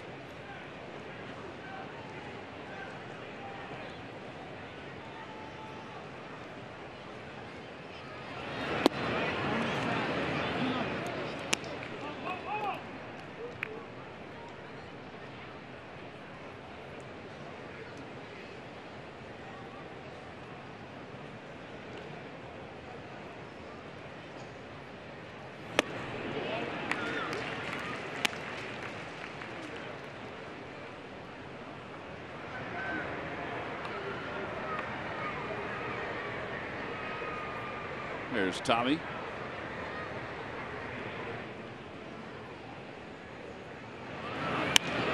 Popped up foul. And out of play, 2-2.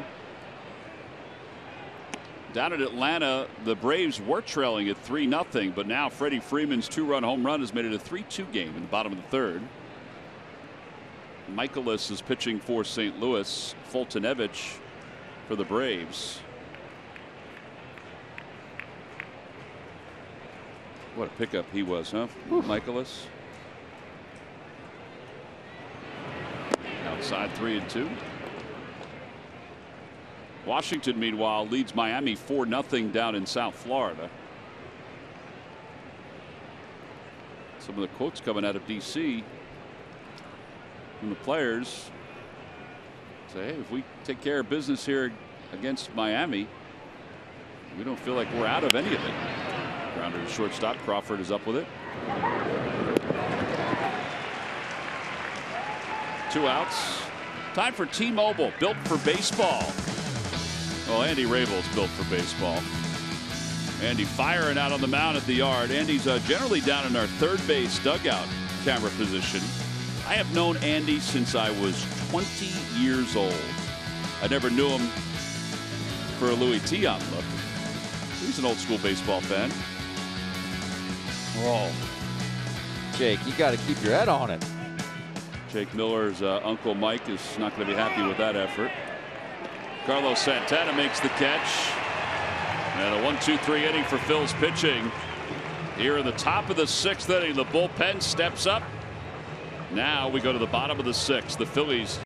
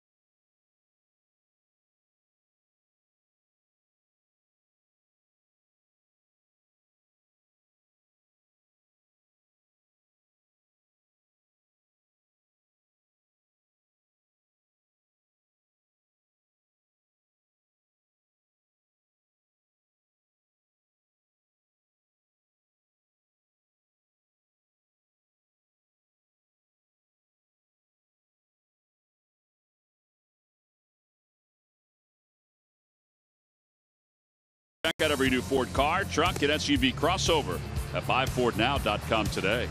And by Geico, 15 minutes could save you 15% or more on car insurance. Zach Wheeler still out there as we begin the bottom of the 6th inning. And he will face his Drupal Cabrera, Wilson Ramos, and Carlos Santana for the Phillies. Phillies scored 4 runs in their 5th inning to tie it up at 4.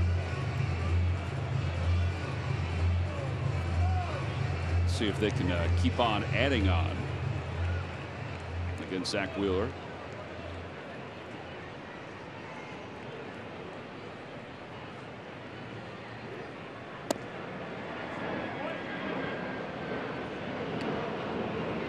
He's only got 66 pitches.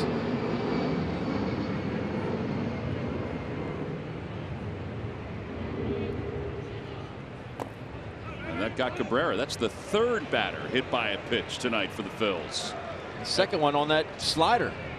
And that's 3 now in the last 2 innings. The Mets are taking a peek at it just to make sure.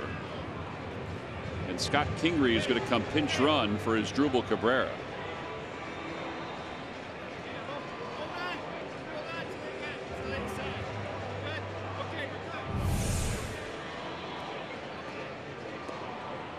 We're off the left toe.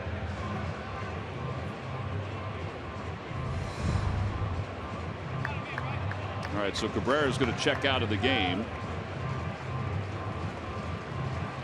And Kingery is going to check in.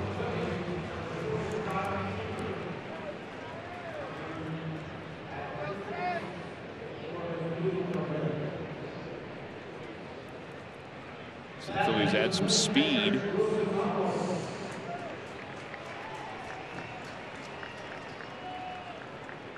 Struble was kind of funny. He was at first base. He said, I'm good. And they said, no, we're going to take you out anyway. And this is to bring more speed in. And now what will happen is that Kingery will come in to play short, and J.P. Crawford will move over to 3rd base. As Ramos smokes one foul off the first base side, it's 0-1.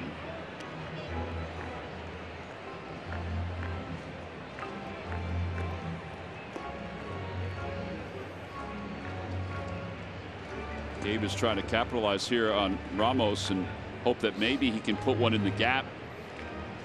And if he does, Kingery will score. He should score anyway.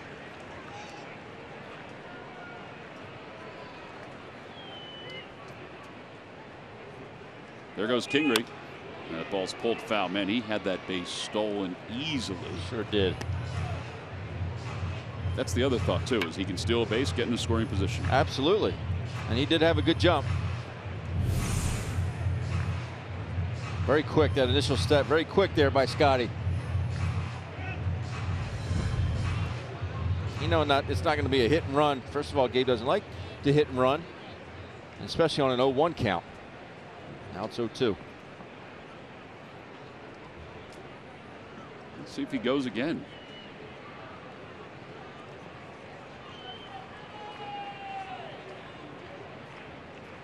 He does not. Tapper left side. Kingery will get to 2nd. That's a good thing, because Ramos does not have great speed. So if they had quickly gotten a ball to 2nd and somehow got Kingery, they would have turned the double play. Instead, it's just a ground out, and the Phils have a runner in scoring position for Carlos Santana.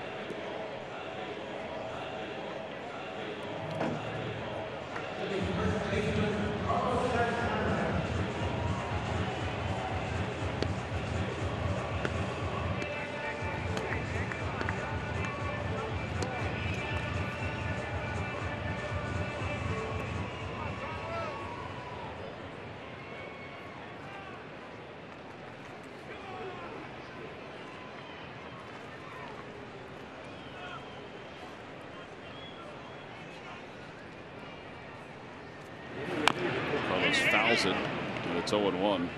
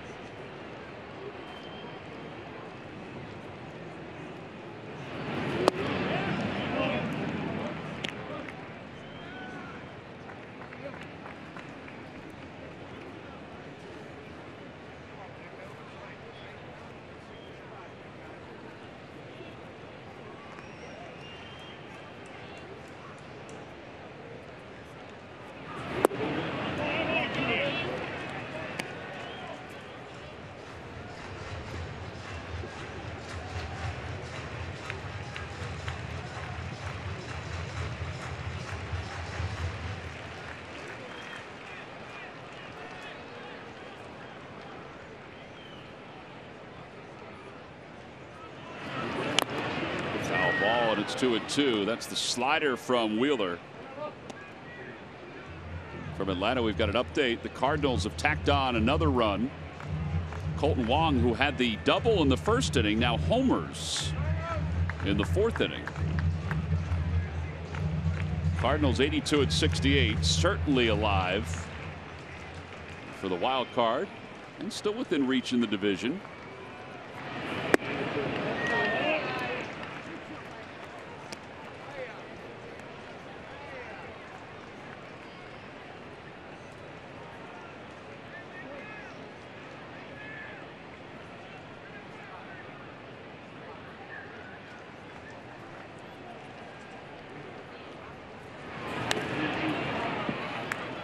Got a good pitch to rip at there.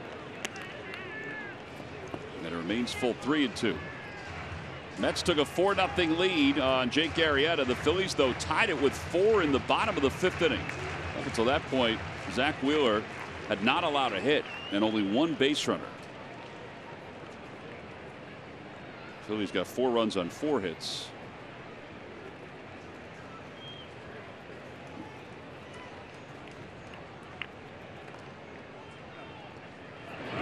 Outside, ball 4. Now that puts runners on first and second.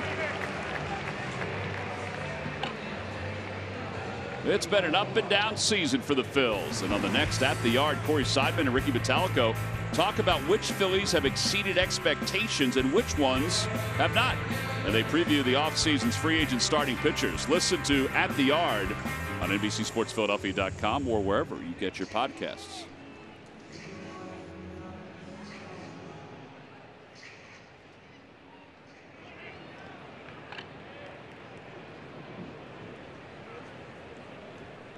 So now Nick Williams. Williams singled his last time up. He has 1 of the 3 hits. I said 4. It's 3 hits. Phillies have had 3 hitters hit by a pitch in tonight's ball game in the last 2 innings.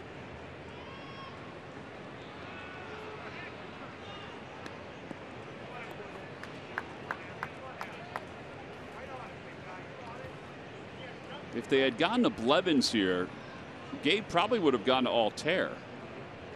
Or may have gone to Altair. Could have gone to Roman Quinn, too. Yeah, Dick fouls it back, 0-1. That got a piece of the home plate umpire. Bachelor is the right-hander.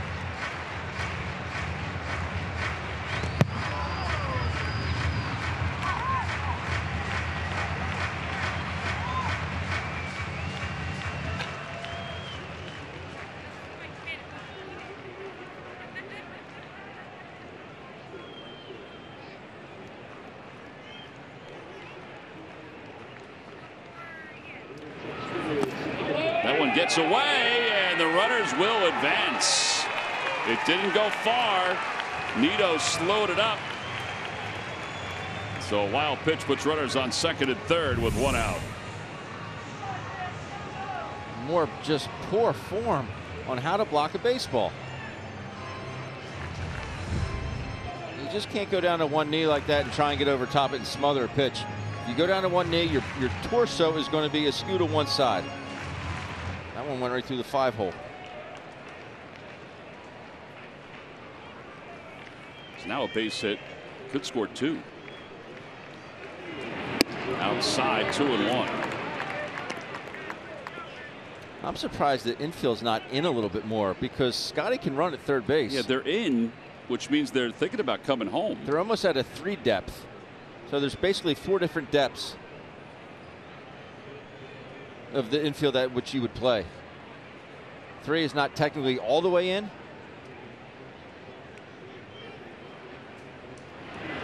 Curveball bounced foul.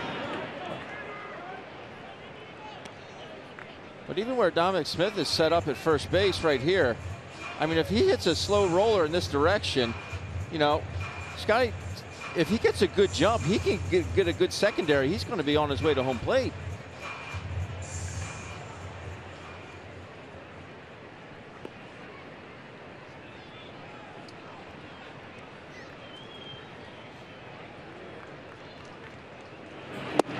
Strike 3 called. thought that was inside. 4 strikeouts for Wheeler. Pitch gas presented by P.J. Wheelahans. Right on the line, did come back. The finish on his fastball is something else. He's got that fastball kind of planes out. You think it's going to be low. Ends up staying on plane and right through the catcher's mitt. And now Odubel, who was hit by a pitch his last time up, flied out to center field. Scored a run. He scored on the triple by J.P. Crawford.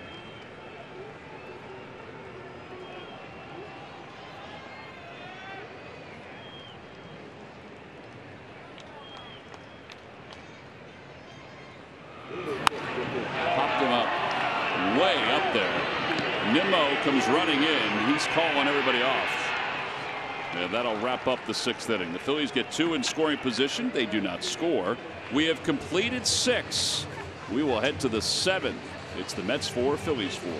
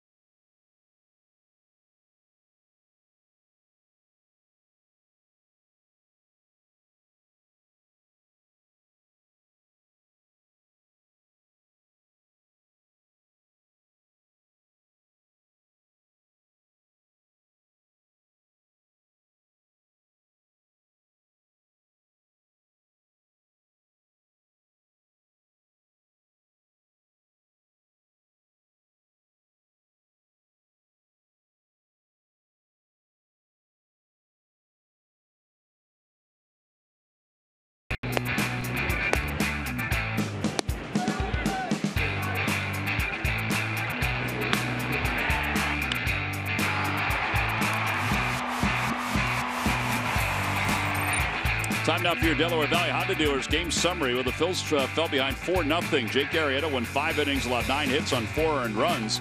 But then the Phillies got 4 against Zach Wheeler in the bottom of the 5th inning to tie this one up. Wheeler 6 innings, 3 hits, 4 earned runs, 4 strikeouts, but he did hit 3 batters. The last pitcher to hit 3 batters for the Mets was Oliver Perez back in 2007. Well, there is the great Jay Horowitz, who is the longtime public and media relations director for the New York Mets. He is stepping aside at the age of 72 at the end of this year and is taking on a brand new role with the Mets. You know, we get to know all of the media relations staffs from the other teams. This guy has been the best over the years. I mean, he's so helpful on so many levels. In fact, I don't know if people remember in 08, Major League Baseball always sends representatives from other PR staffs to be part of the support staff. Well, Jay was here in the 08 World Series. I think that was the last time he did one. But he is assuming a new role, and there was a great celebration of all of his years in the National League before the ball game today. Bobby Wine came back. Sylvia Green, Dallas Green's widow, was here. Larry Boa was here, and all the media members all surrounded Jay. The Phillies PR staff did an incredible thing. It was a great moment. Beautiful cake presented to Jay, and they gave him a gift. And the gifts, back when Dallas was the manager of the Mets, I mean, it's been relentless as Wheeler's down on strikes. It's been relentless how players have, you know, kind of brought him in as part of the family, but they've teased him a lot too. And Dallas and his staff used to, and Mel Stottlemyre was the leader of this, used to put weights in Jay's bag. They used to steal his bag, kind of like Vuk used to steal Wheels' bag all the time and Wheels' briefcase and put it in different spots. and Jay would be walking with weights in his bag, not realizing it. Well, they presented him with a beautiful bag today, and it was a great moment. Good man. And we'll still see him when we're up in New York, but we won't see him traveling anymore. One ball and no strikes to Ahmed Rosario. Tommy Hunter was able to pick up the strikeout of Wheeler, who I guess is going to stay in this ball game. And we told you Crawford was going to third, and Kingery in at short as Rosario serves one into right field, a base hit. That'll bring Jeff McNeil up. Let's check in with Greg Murphy with the Major League Notebook. All right, thanks, Tom. Brought to you by the University of Maryland, University College. The Yankees had today off, but Aaron Judge and Aroldis Chapman did not. Both players participated in a simulated game for the Yankees as they both continue to work back from injuries. Now, Aaron Judge has been activated by the Yankees, but he is only running the bases and playing a little better defense. They're hoping today he swung the bat. They're hoping that today is the next step to get him back into their lineup as well. As for Chapman, he has been out since the middle of August dealing with the knee issue, but he has said he feels very confident that he will be back with the Yankees before the end of the regular season. So that's good news for New York. And how about the Nationals? We know they have some good young talent. We've watched Juan Soto play for most of this season. How about Victor Robles, who was called up in September? He's actually their #1 prospect. His first major league home run today, 427 feet. It was a bomb down there in Miami. Right now, 4-2. The Nationals lead the Marlins in Miami. But Victor Robles and Juan Soto, two pretty good young outfielders that we'll probably be seeing for a long time to come in and around Philadelphia. Yeah, that's kind of what we talked about before. We were discussing with Gabe. He was thinking about all the stars that are the young stars that are in the National League East and how great the division will be moving forward. Runner goes, pitches outside, and Ramos loses the baseball, and he is a tad frustrated. That's why you have to go in and make sure you physically grab the ball out of your mitt. You can't flip it to your bare hand. I fumbled many, but you start to flip it. See where that flip is? And that's the result sometimes.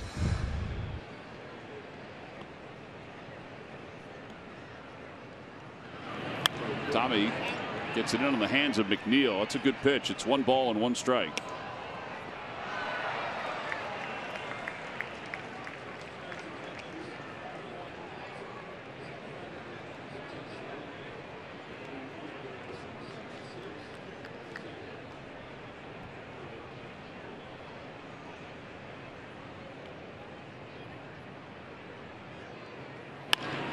Out to right field, Nick Williams. Rosario tags from second. The throw by Williams. He is a little offline. 2 outs and a runner at third. And now Conforto coming up. Every time a Phillies pitcher records a pitch of 95 miles per hour or more, which Tommy can do, Comcast will make a contribution to Phillies charities. Phillies baseball is brought to you by Xfinity, the fastest internet in Philadelphia.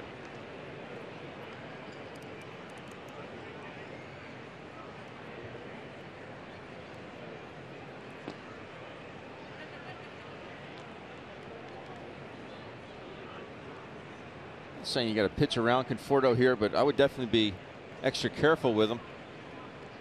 Righty on deck and Frazier, although I know they love Hunter's cutter in on underneath the hands of lefties.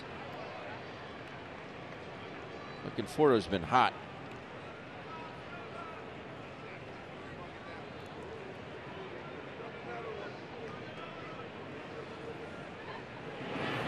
Outside.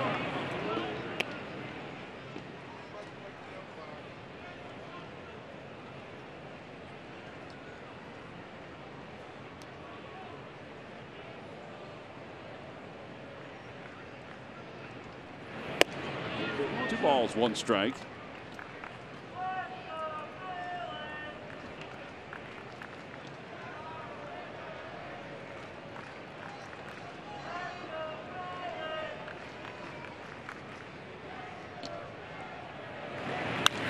That'll be foul.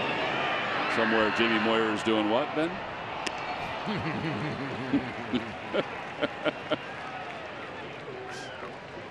See how far a foul you can hit it. Oh, that's so funny. Tommy Hunter, this is his 60th appearance of the year. And that's with being on the DL to start the season. Adam Morgan leads the way for the Phils. Adam's been in 61 games. He and Tommy have been jockeying back and forth for the team lead.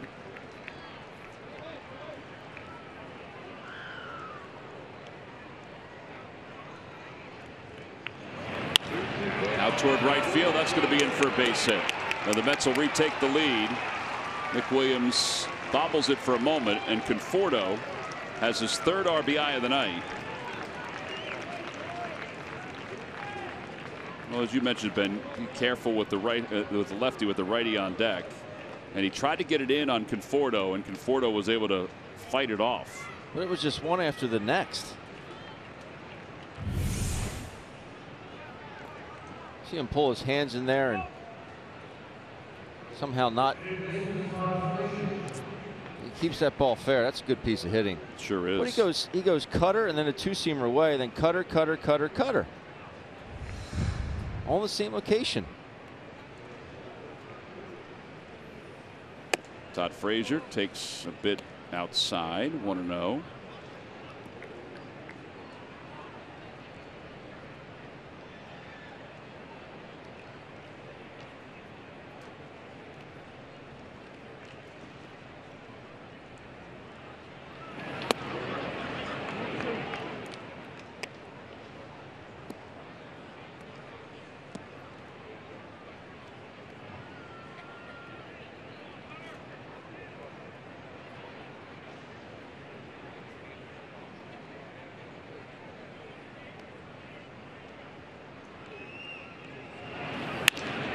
Toward left field.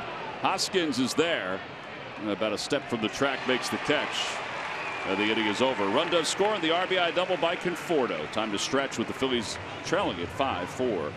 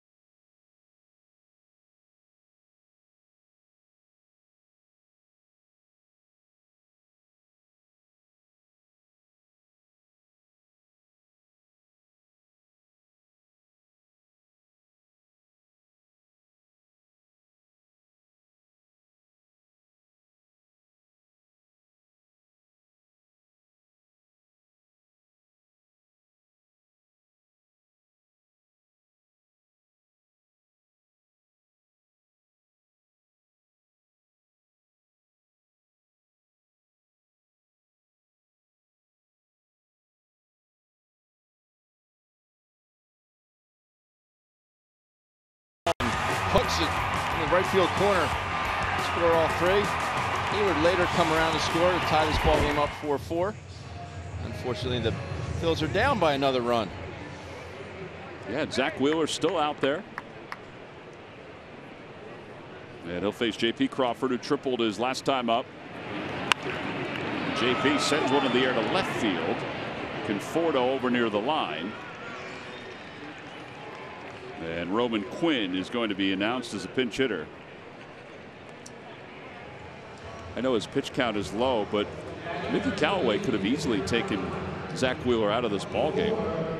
And he's just let him out there, let him stay out there with a lot of confidence in the young pitcher. I know he's hit 3 guys, and Now he does have the 2 walks, but the stuff is still there. You could see that.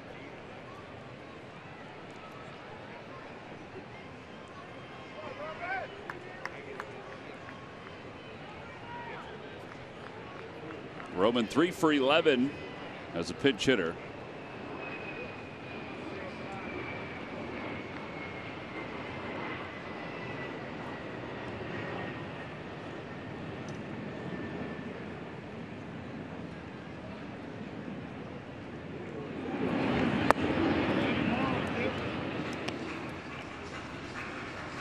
On the out-of-town scoreboard, the Cardinals got a 2-run home run from Paul DeYoung and now lead at 6-2. So they're doing their part. Now the Phils have to retake the lead here, down 5-4.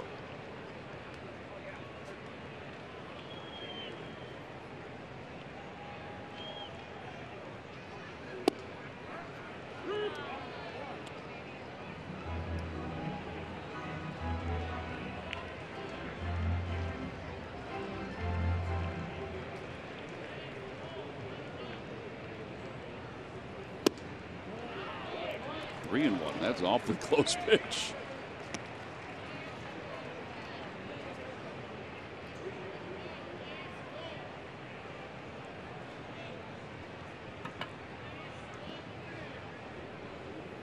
And ball 4, so Roman's aboard. A 1-out base runner, and Cesar Hernandez is due up. Time now for our Ram Truck Stump the Fans Trivia Quiz answer. All right, Ben, here we go. Who holds the Mets record for most triples in one season? Most triples, Ben, in one season. I had 2 names that came to mind. I had Lance Johnson and Jose Reyes come to mind. I'm going to go Jose Reyes because he's on the current squad. All right, you should have gone with the first guy. Lance Johnson? Lance Johnson. Man. 21 in 1996. Log back on to Phillies.com to find out if you're the winner of a Phillies prize pack. Lance Johnson, not the biggest guy around. 36-ounce bat he used at times. He reached double digits in triples in 6 consecutive years. Wow.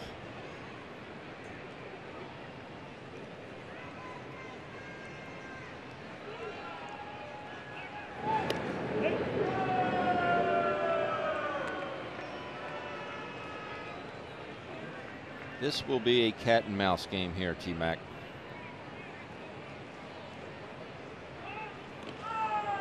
This brings a whole different dynamic to this game.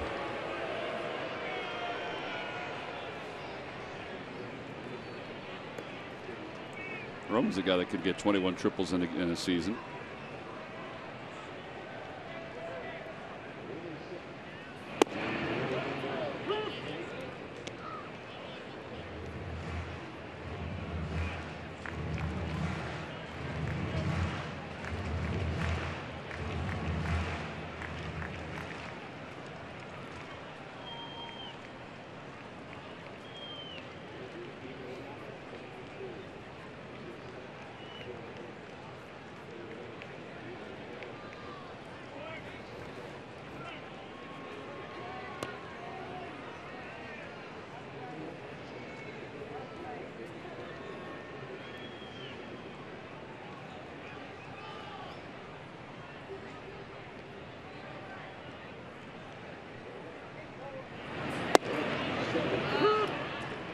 Now 0-2.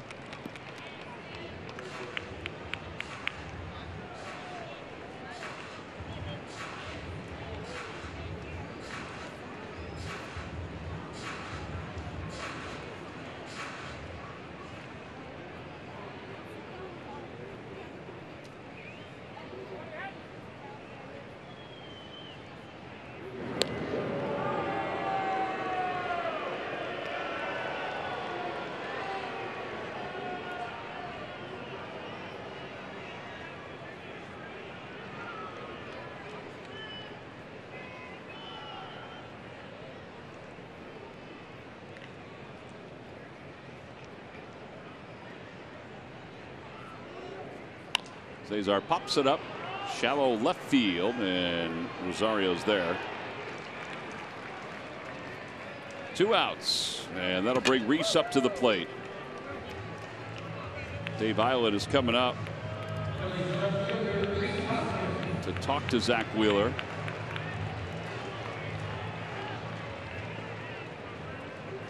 I always wonder what can this conversation be about. This conversation is going down like this. How you feeling? Oh, I feel good. All right, listen. I want you to concentrate on getting Rhys Hoskins out, but don't give in to him. Don't worry about Roman Quinn at first base. If he steals second base, he's going to steal second base. Then you can pitch around Rhys Hoskins and go after Scott Kingery. Doesn't he know that, though? You would think. Just, I mean, he's not alone in doing this. Everybody does it.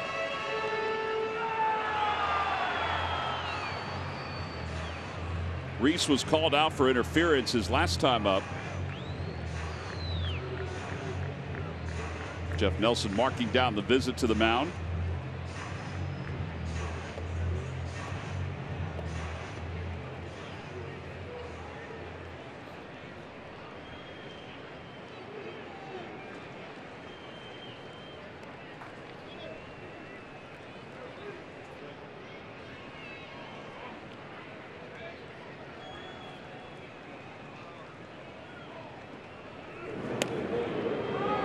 He didn't heed his advice. If that's what he told him. Yeah. Which I agree with. I'm sure that's what he said to him.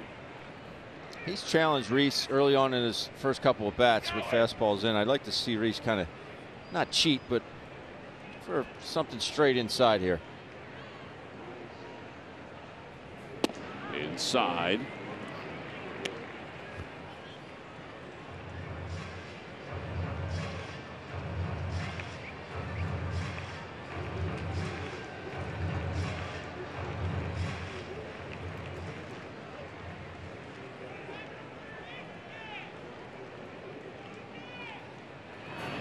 Two balls and no strikes. Now, Roman, do you think Roman's not going here because then they would walk Reese?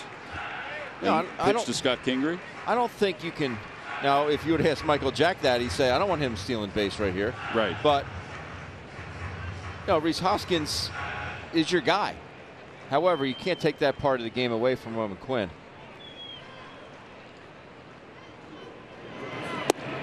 Two balls, one strike.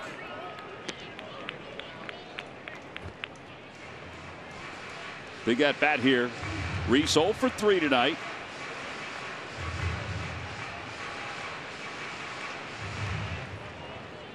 .31 home runs, 91 runs batted in.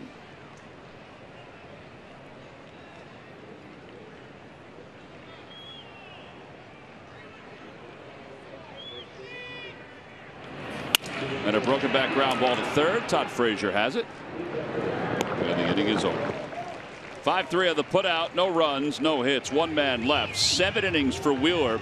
He's allowed just 3 hits and 4 runs. We'll head to the 8th. Phil's down 1.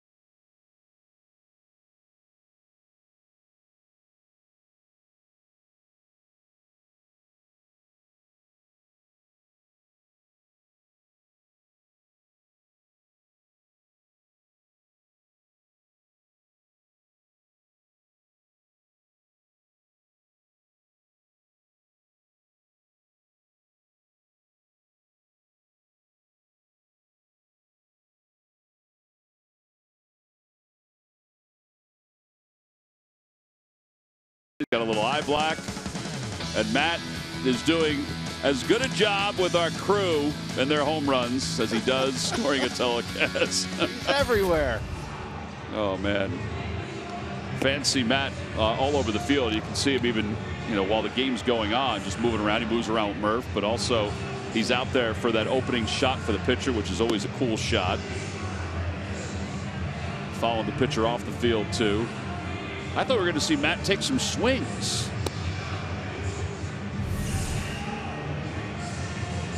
Look at Matt. There's an opening, big boy. Nope.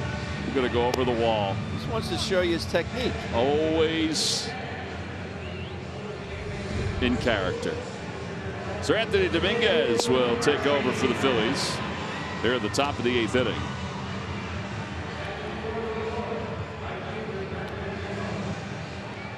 And he will face Brandon Nimmo, Dominic Smith, Austin Jackson. Those are the scheduled hitters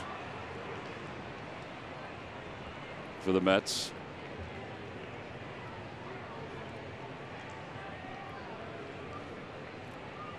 Nimmo is 1 for 2. He walked and scored his first time up. Had a fastball 0-1.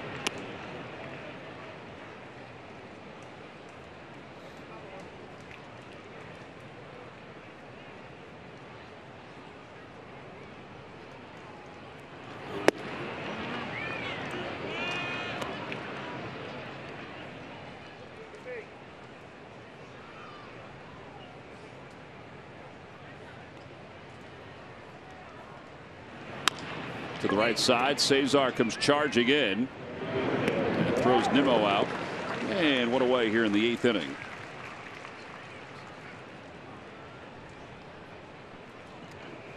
And Dominic Smith is due up. Jake Arrieta started. He went 5 innings, allowed 4 earned runs. Avilan pitched to third scoreless, then Arano 2/3 scoreless. Tommy Hunter allowed a run on 2 hits. And now it's Sir Anthony Dominguez trying to keep the Phillies within reach.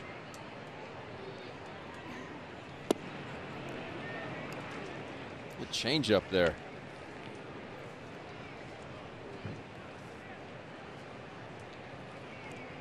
The Mets have Robert Gesellman warming up in the pen. The Phillies have Hector Neris warming in the pen.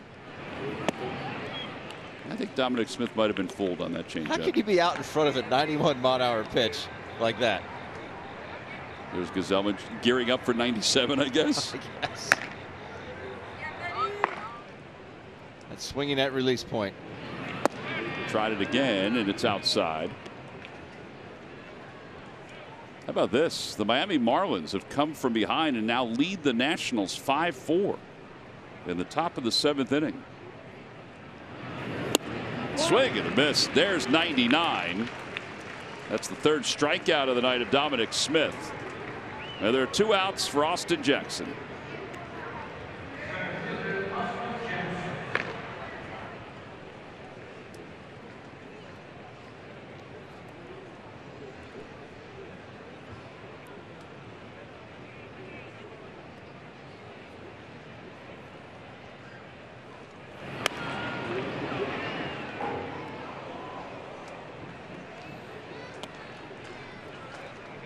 Austin Jackson is 1 for 3. He's doubled. He has struck out. He's grounded out to shortstop.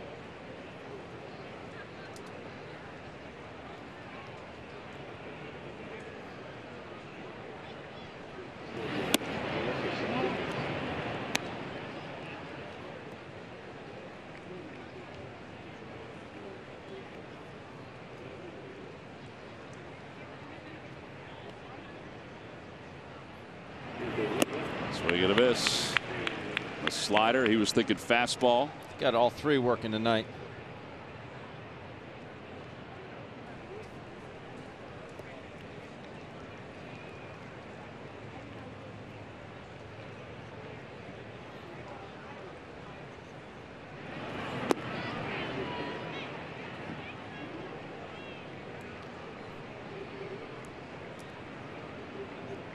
Those are the pitches and the percentages for Dominguez this year.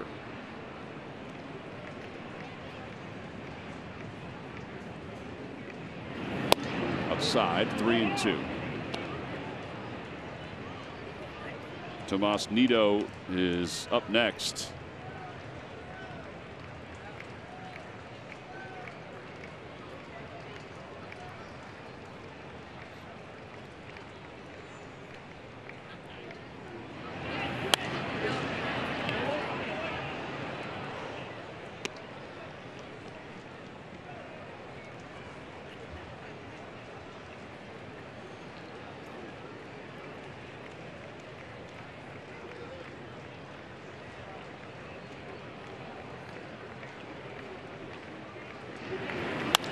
Over to first, caught by Carlos Santana, and a 1-2-3 needed inning for Sir Anthony Dominguez. It's on to the bottom of the 8th inning. The Phils trail it by 1.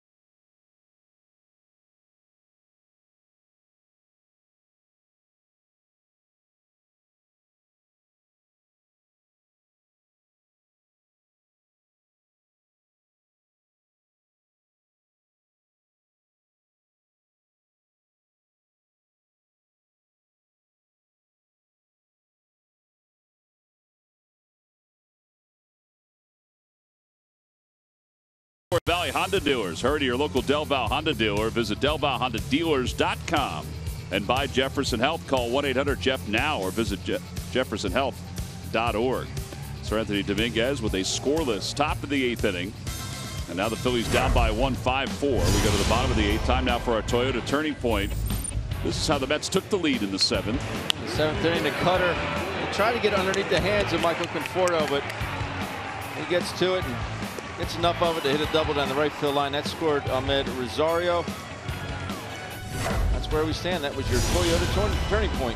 Wilmer Flores takes over at first base. He'll bat 9th for the Mets. And Robert Gesellman comes in and he'll hit 6th. Gesellman, a 4.03 ERA, on for Wheeler, who goes 7 innings, 3 hits, 4 runs, 3 walks, and 4 strikeouts. And Scott Kingery up for the first time.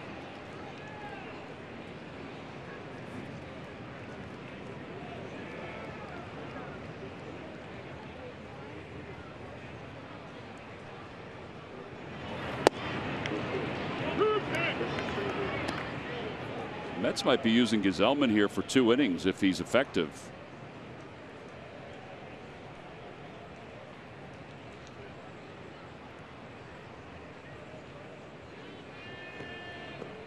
Kingery came on a pinch run for his Drupal Cabrera in the 6th inning. The Phillies got him over to 3rd, but he did not score. And now up for the first time. You know, we talked the other day about Kingery being lifted before his first at bat in the ball game against the Marlins. Well, we mentioned Bobby Wine was here. Bobby, longtime Phillies coach, also played for the Phils. And it's great to see him. He looks great as Kingery fouls it back. I told him, I said, tell the story about when Gene Mauch took you out of the ball game before your first at bat. And he said, well, not only did he take me out of the ball game before my first at bat, I didn't start the game. Right.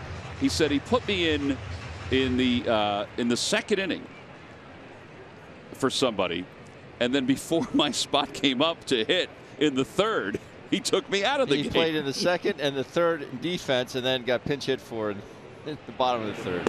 Swing and a miss. Kingery strikes out.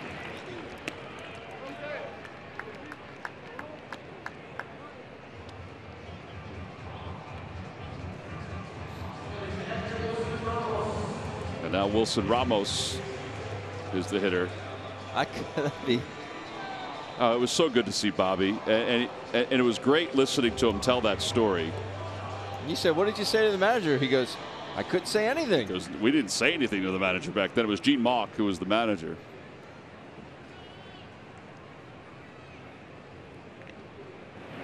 Ramos gets this one up in the air in foul territory in the third base side. Todd Frazier makes the catch. And that's probably one he'd like back. Yeah, that was a hanger. 2 outs. And here's Santana. He then went on to tell the story, which I think we already alluded to at one point this year, the Vukovic story, where Vuk, Sparky Henderson, I think, was it Sparky Henderson he said? That's what he said. Where Vuk didn't bat in the first inning in a bases loaded situation. Oh, it was very funny.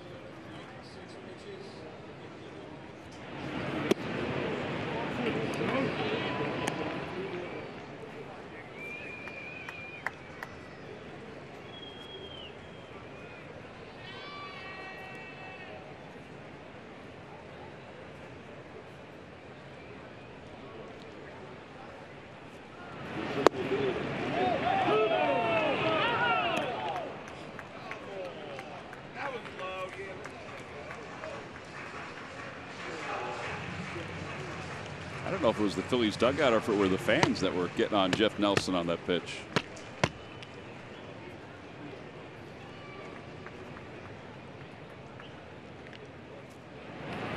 2-2.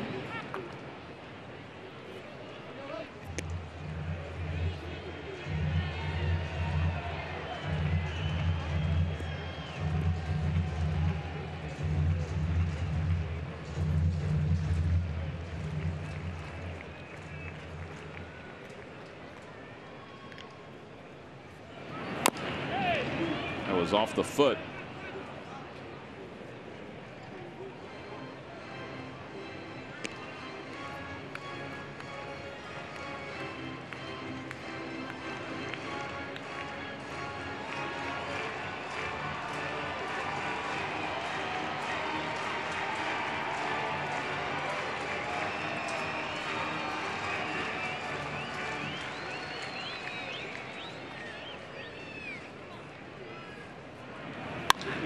And there is a base hit to right field for Santana.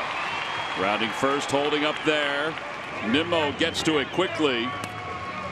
At a 2-out single. Nick Williams is due up.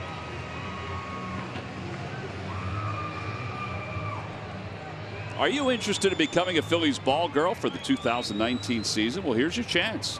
The Phillies ball girls are looking for athletic, energetic, and community-driven women to serve as role models. Interested applicants should visit Phillies.com/ballgirls for more information.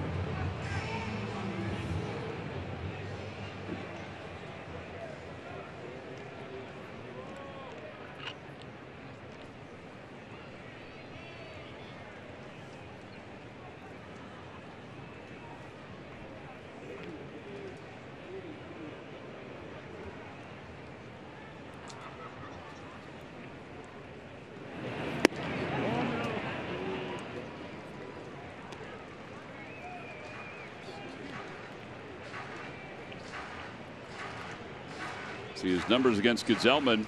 He's had some success against him.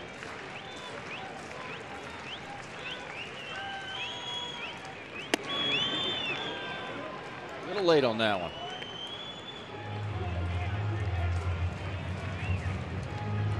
One ball and one strike to Nick.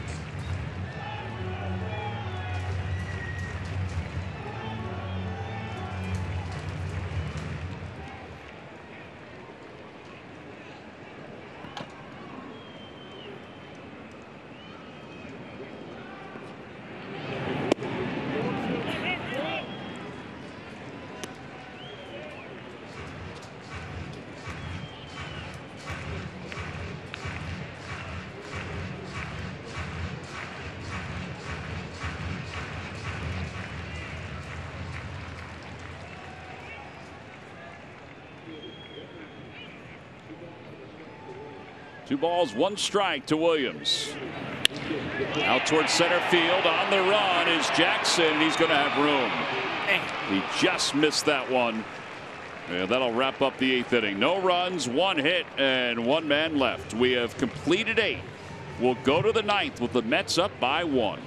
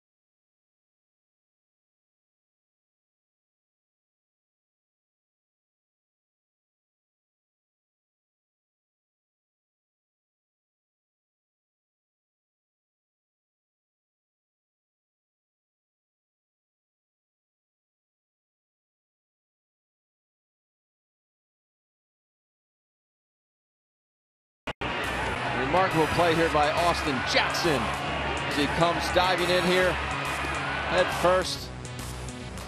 Eyes on the prize.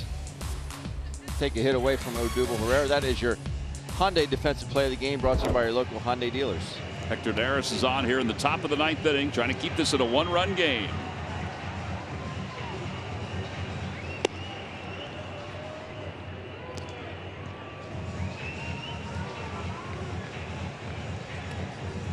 Jay Bruce is going to be the pinch hitter for the Mets. He'll pitch it for Nito.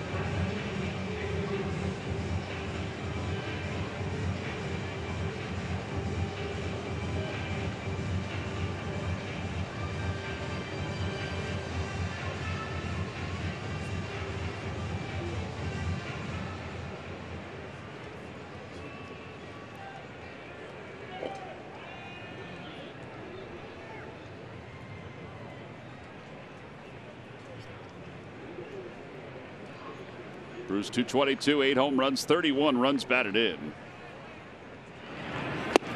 Out in front of an off-speed pitch, 0-1.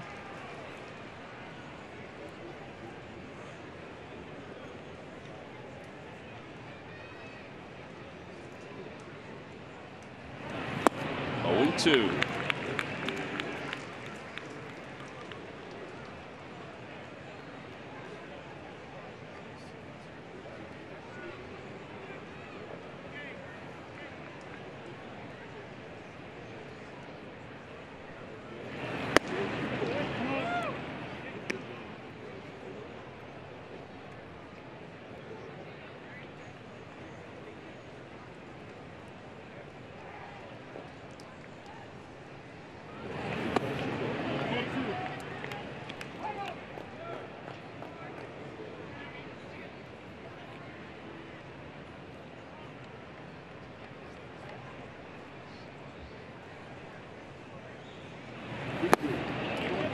Now 3 balls and 2 strikes.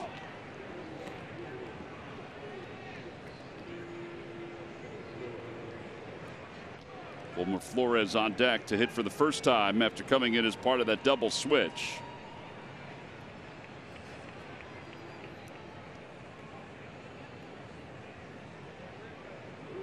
And ball 4. Got ahead and then lost Bruce. So Jay Bruce with the leadoff walk. Join us for a day filled of prizes and surprises as we celebrate the best fans in baseball on Fan Appreciation Day at Citizens Bank Park. It's Sunday, September 30th. It's a 3:05 first pitch. In fact, all games that day in Major League Baseball are 3:05. It's the PGW 2019 schedule fathead that'll be given out to all fans. Go to Phillies.com to order your tickets. Jack Reinheimer is on the pinch run. It's our collection of the best fans in baseball.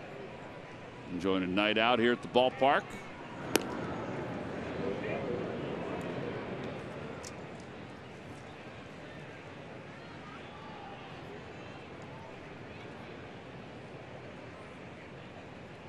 Charlie Manuel was here today.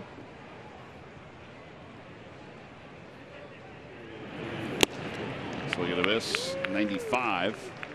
So all changeups to Jay Bruce, and now a fastball to Wilmer Flores. Hitting .266 with 11 homers and 51 runs batted in.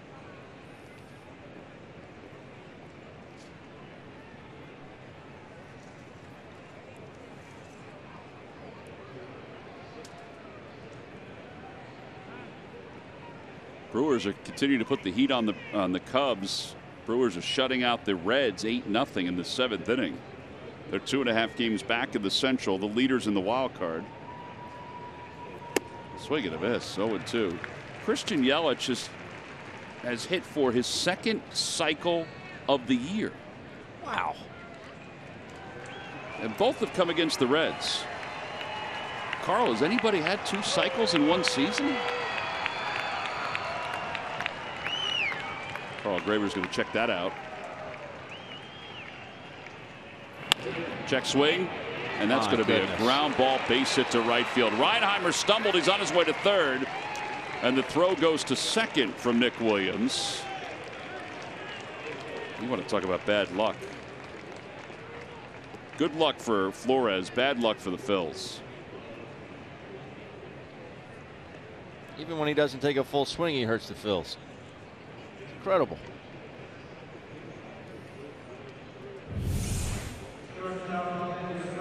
Oops. Hit them where they ain't. I think that's a perfect example.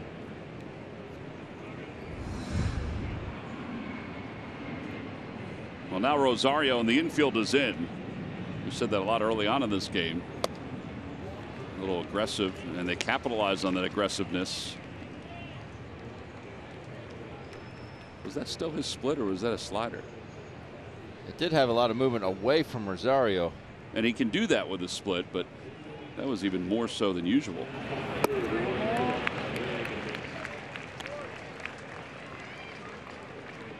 It was a splitter.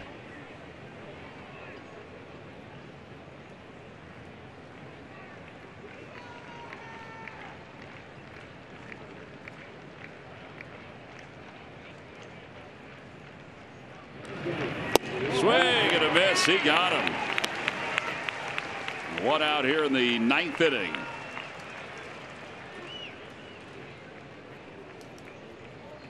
It's a movement away from Rosario here. That's what Hector can do when that thing is going well.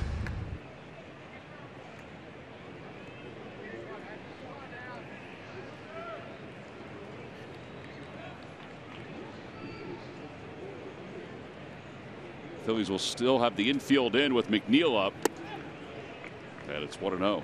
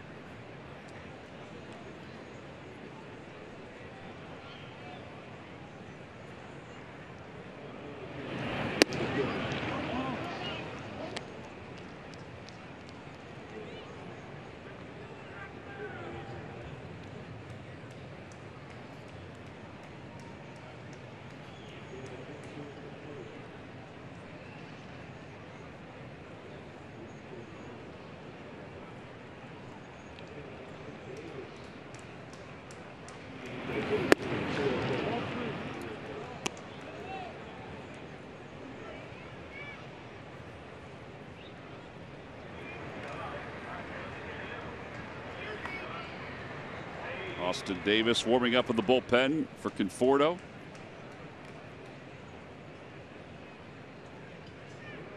And the 3-0 is in there, 3-1. I wondered if they would have him swing 3-0. I mean, he's a rookie, so they don't give him as much latitude. He is a contact hitter, and the infield is in.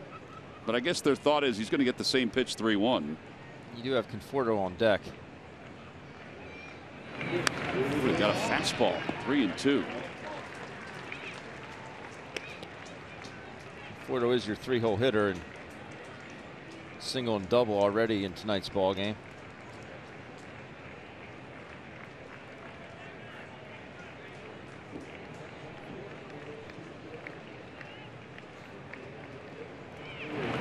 And a line drive base hit to right field for McNeil. It was a splitter that was up in the zone, and it's now 6-4 Mets.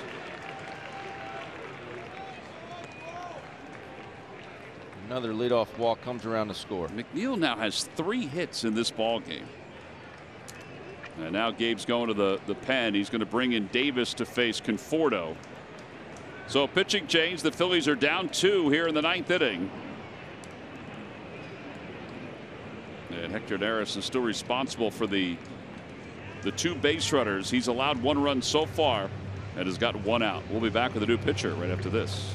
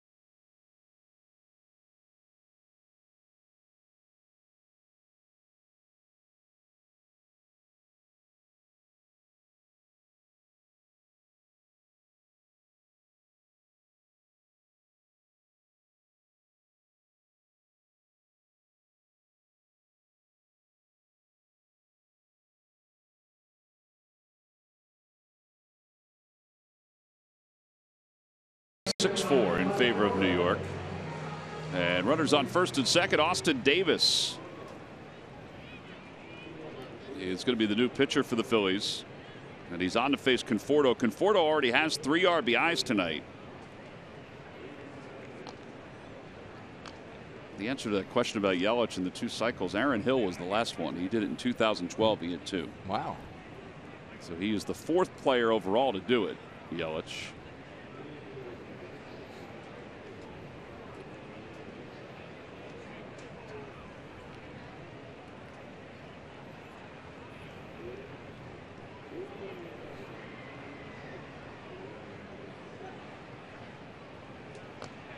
Had a conversation between Ramos and Davis.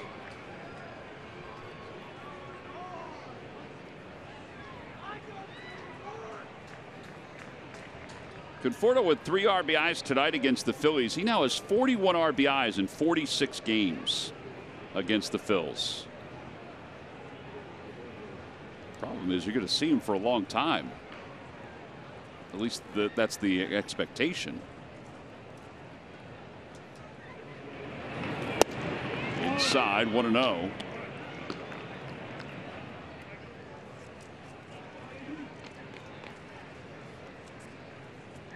Meanwhile, for McNeil, who just had that RBI hit, he has 3 hits tonight against the Phillies. 17 of his 60 hits this year have come against the Phils. 17, almost a third of his hits. Yeah. I mean, is he one of those guys that everybody else gets out, but your team doesn't? I mean, in some ways. Yeah.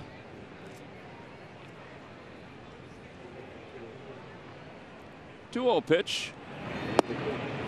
The outside corner, 2-1. I will tell you, T-Mac, that being back behind the plate, and you look up at the scoreboard, and whether it could be maybe just a series, it could be maybe for an entire season. But when you face someone like that, it's very frustrating. You look up the scoreboard, you don't see great numbers, but yet you can't find a way to get him out. Well, his numbers are good in his first first handful of games here in the big leagues. But you're right, there are guys. Remember, Adeiny Echeverria was that way. Yes. The Phillies could not get him out.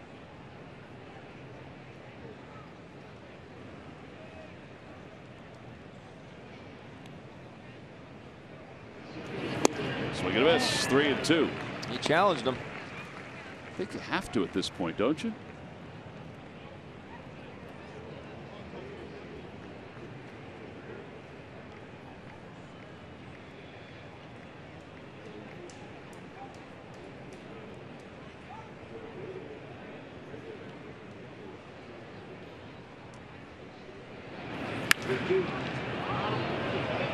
Well, he tried to challenge him again. Conforto fouled it away.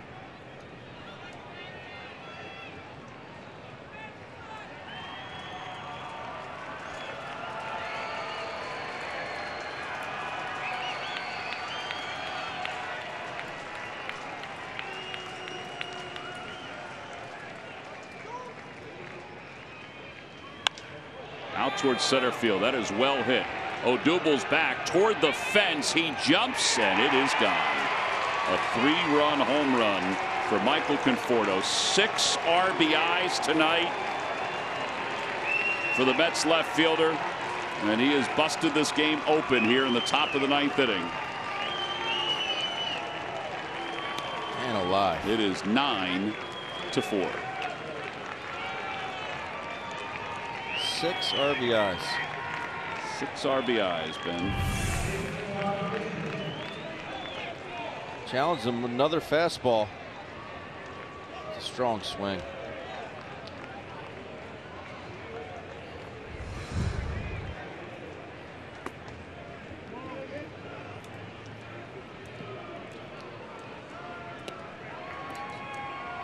Well, 3 of the runs charged to Hector Neris.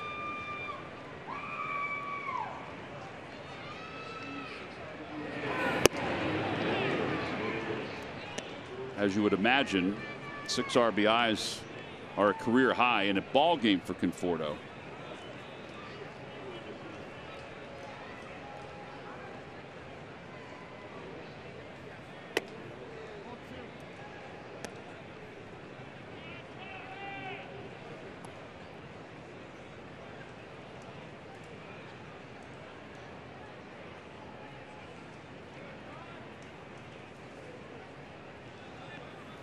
Can't give up on Odubel on those plays anymore since he reeled that one in where he went into the bushes.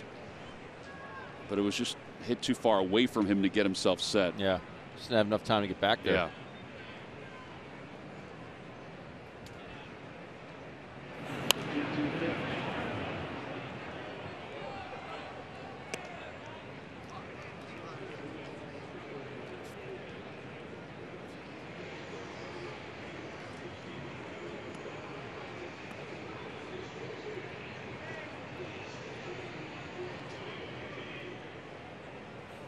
Quick pitch.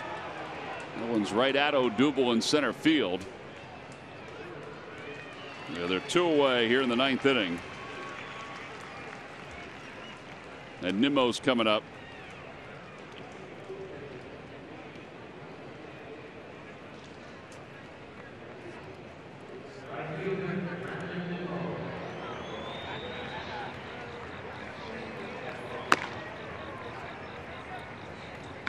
Zamora, the lefty, warming up in the bullpen.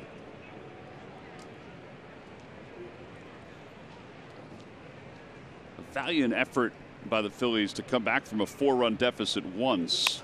Now it's a 5-run deficit they'd have to come back from in the 9th inning.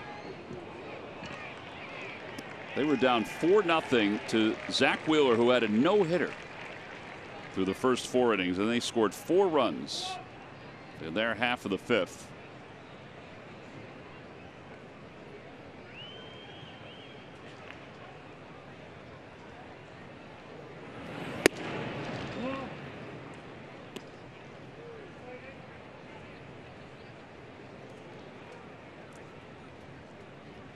It's a problem with having a younger ball club, younger bullpen. We saw what they did the other night. 7 innings pitched. No earned runs, just 2 hits, no walks. And tonight, not as efficient.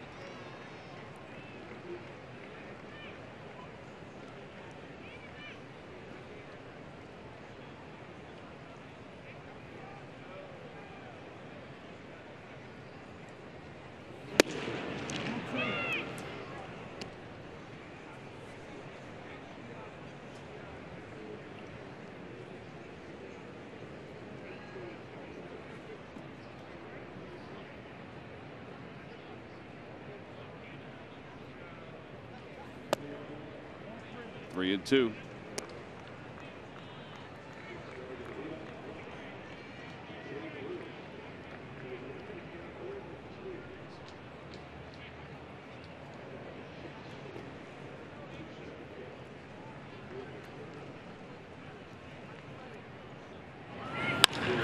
That one's hit sharply on one hop, and it's bobbled for a moment by Cesar, but he recovers to make the play. The inning is over, but the Mets score 4 runs in the inning. The big blow, a 3-run home run by Michael Conforto. So we go to the bottom of the 9th inning. It's Odubel Herrera to lead things off when we return.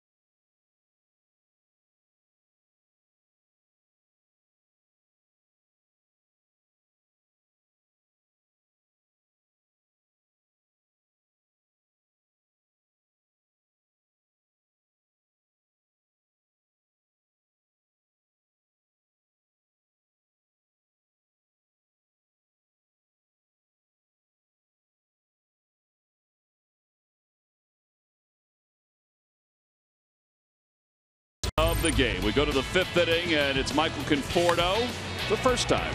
And this scores a couple runs here.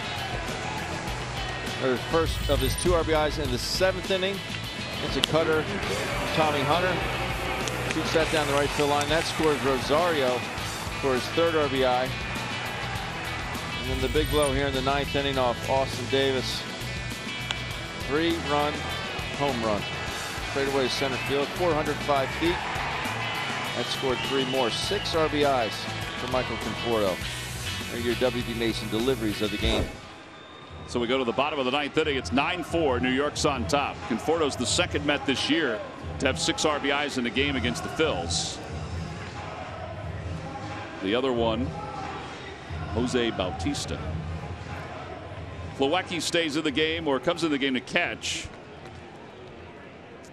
And Andrew Knapp is going to pinch hit for Odubel Herrera with the lefty out on the mound.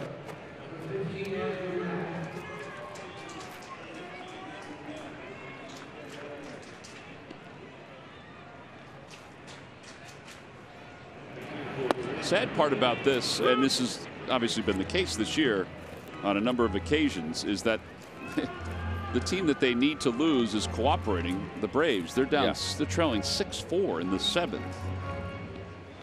Even Washington's trailing. I mean, I know Washington's behind the Phillies, but you'd rather not have them catch the Phillies.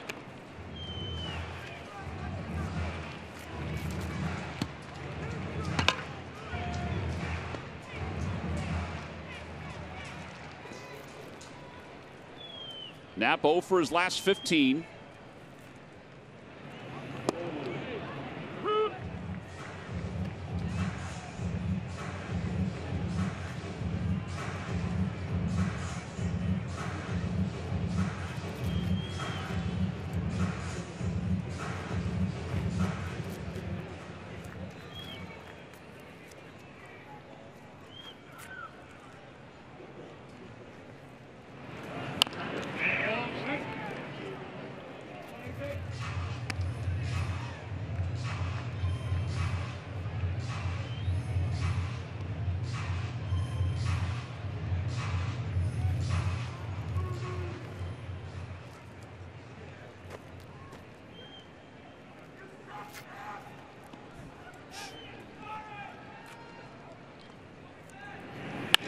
And an opposite field base hit, and Andrew is aboard with the pinch hit single. That ends that 0 for 15.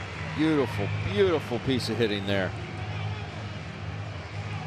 After the ball game, it's Phillies post-game live. Amy Fadul standing by with Ricky Bottalico and Corey Seidman. It's presented by Cure Auto Insurance. They'll talk about Jake Arrieta's rough outing tonight, 5 innings. Crawford's big hit in the 5th. Jose Bautista has been introduced as a pinch hitter. Now Mickey Callaway is out, and he's going to make a pitching change. Drew Smith was warming up, and Smith is coming in. So the Phillies have the leadoff batter aboard. We'll be back right after this.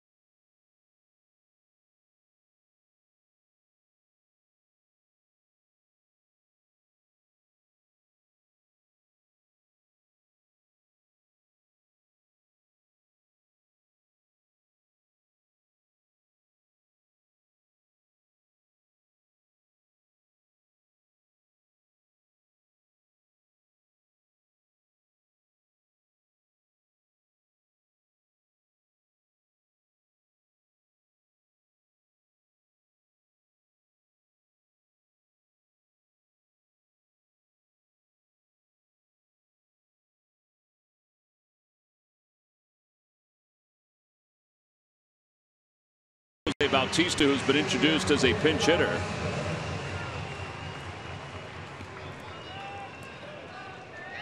Smith in 21 games, a 1.93 ERA.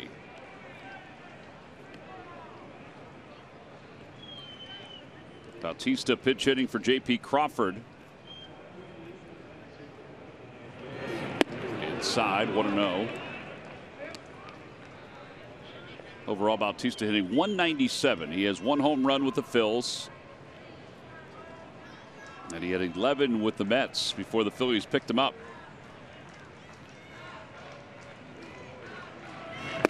Inside, 2-0. Still need some base runners if you're the Phils.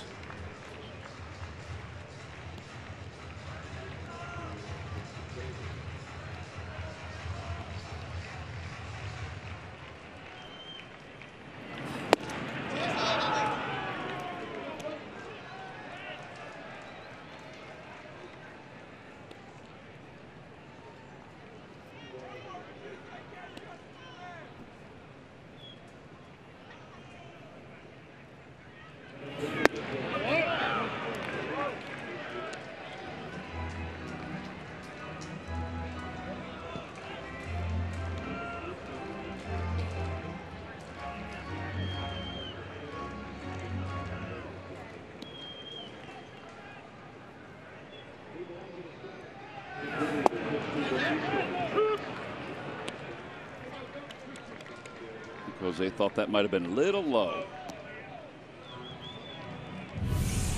Take a look at pitch cast presented by PJ Wheelahens. No. Right there. Know what he's looking for.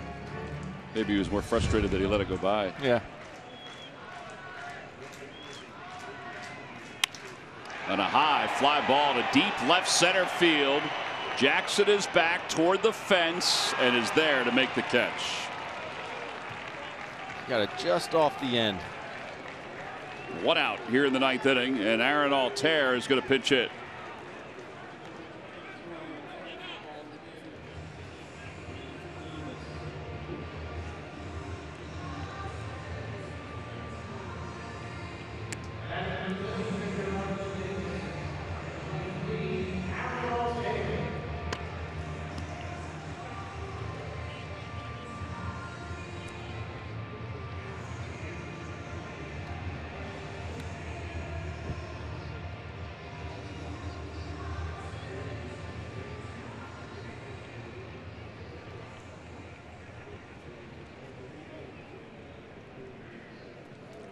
Jeff Nelson must have the nicest penmanship among umpires. You know why, Ben? Why's that, Tom? Because very deliberate when making changes. So that penmanship has got to be perfect. It is key.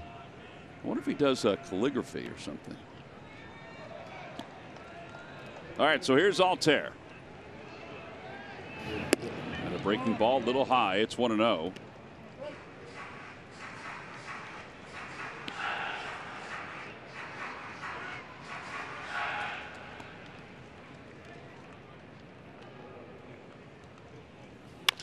A high bouncer picked up by Frazier, and the ball game is over. The Phils lose the opener to the Mets 9-4.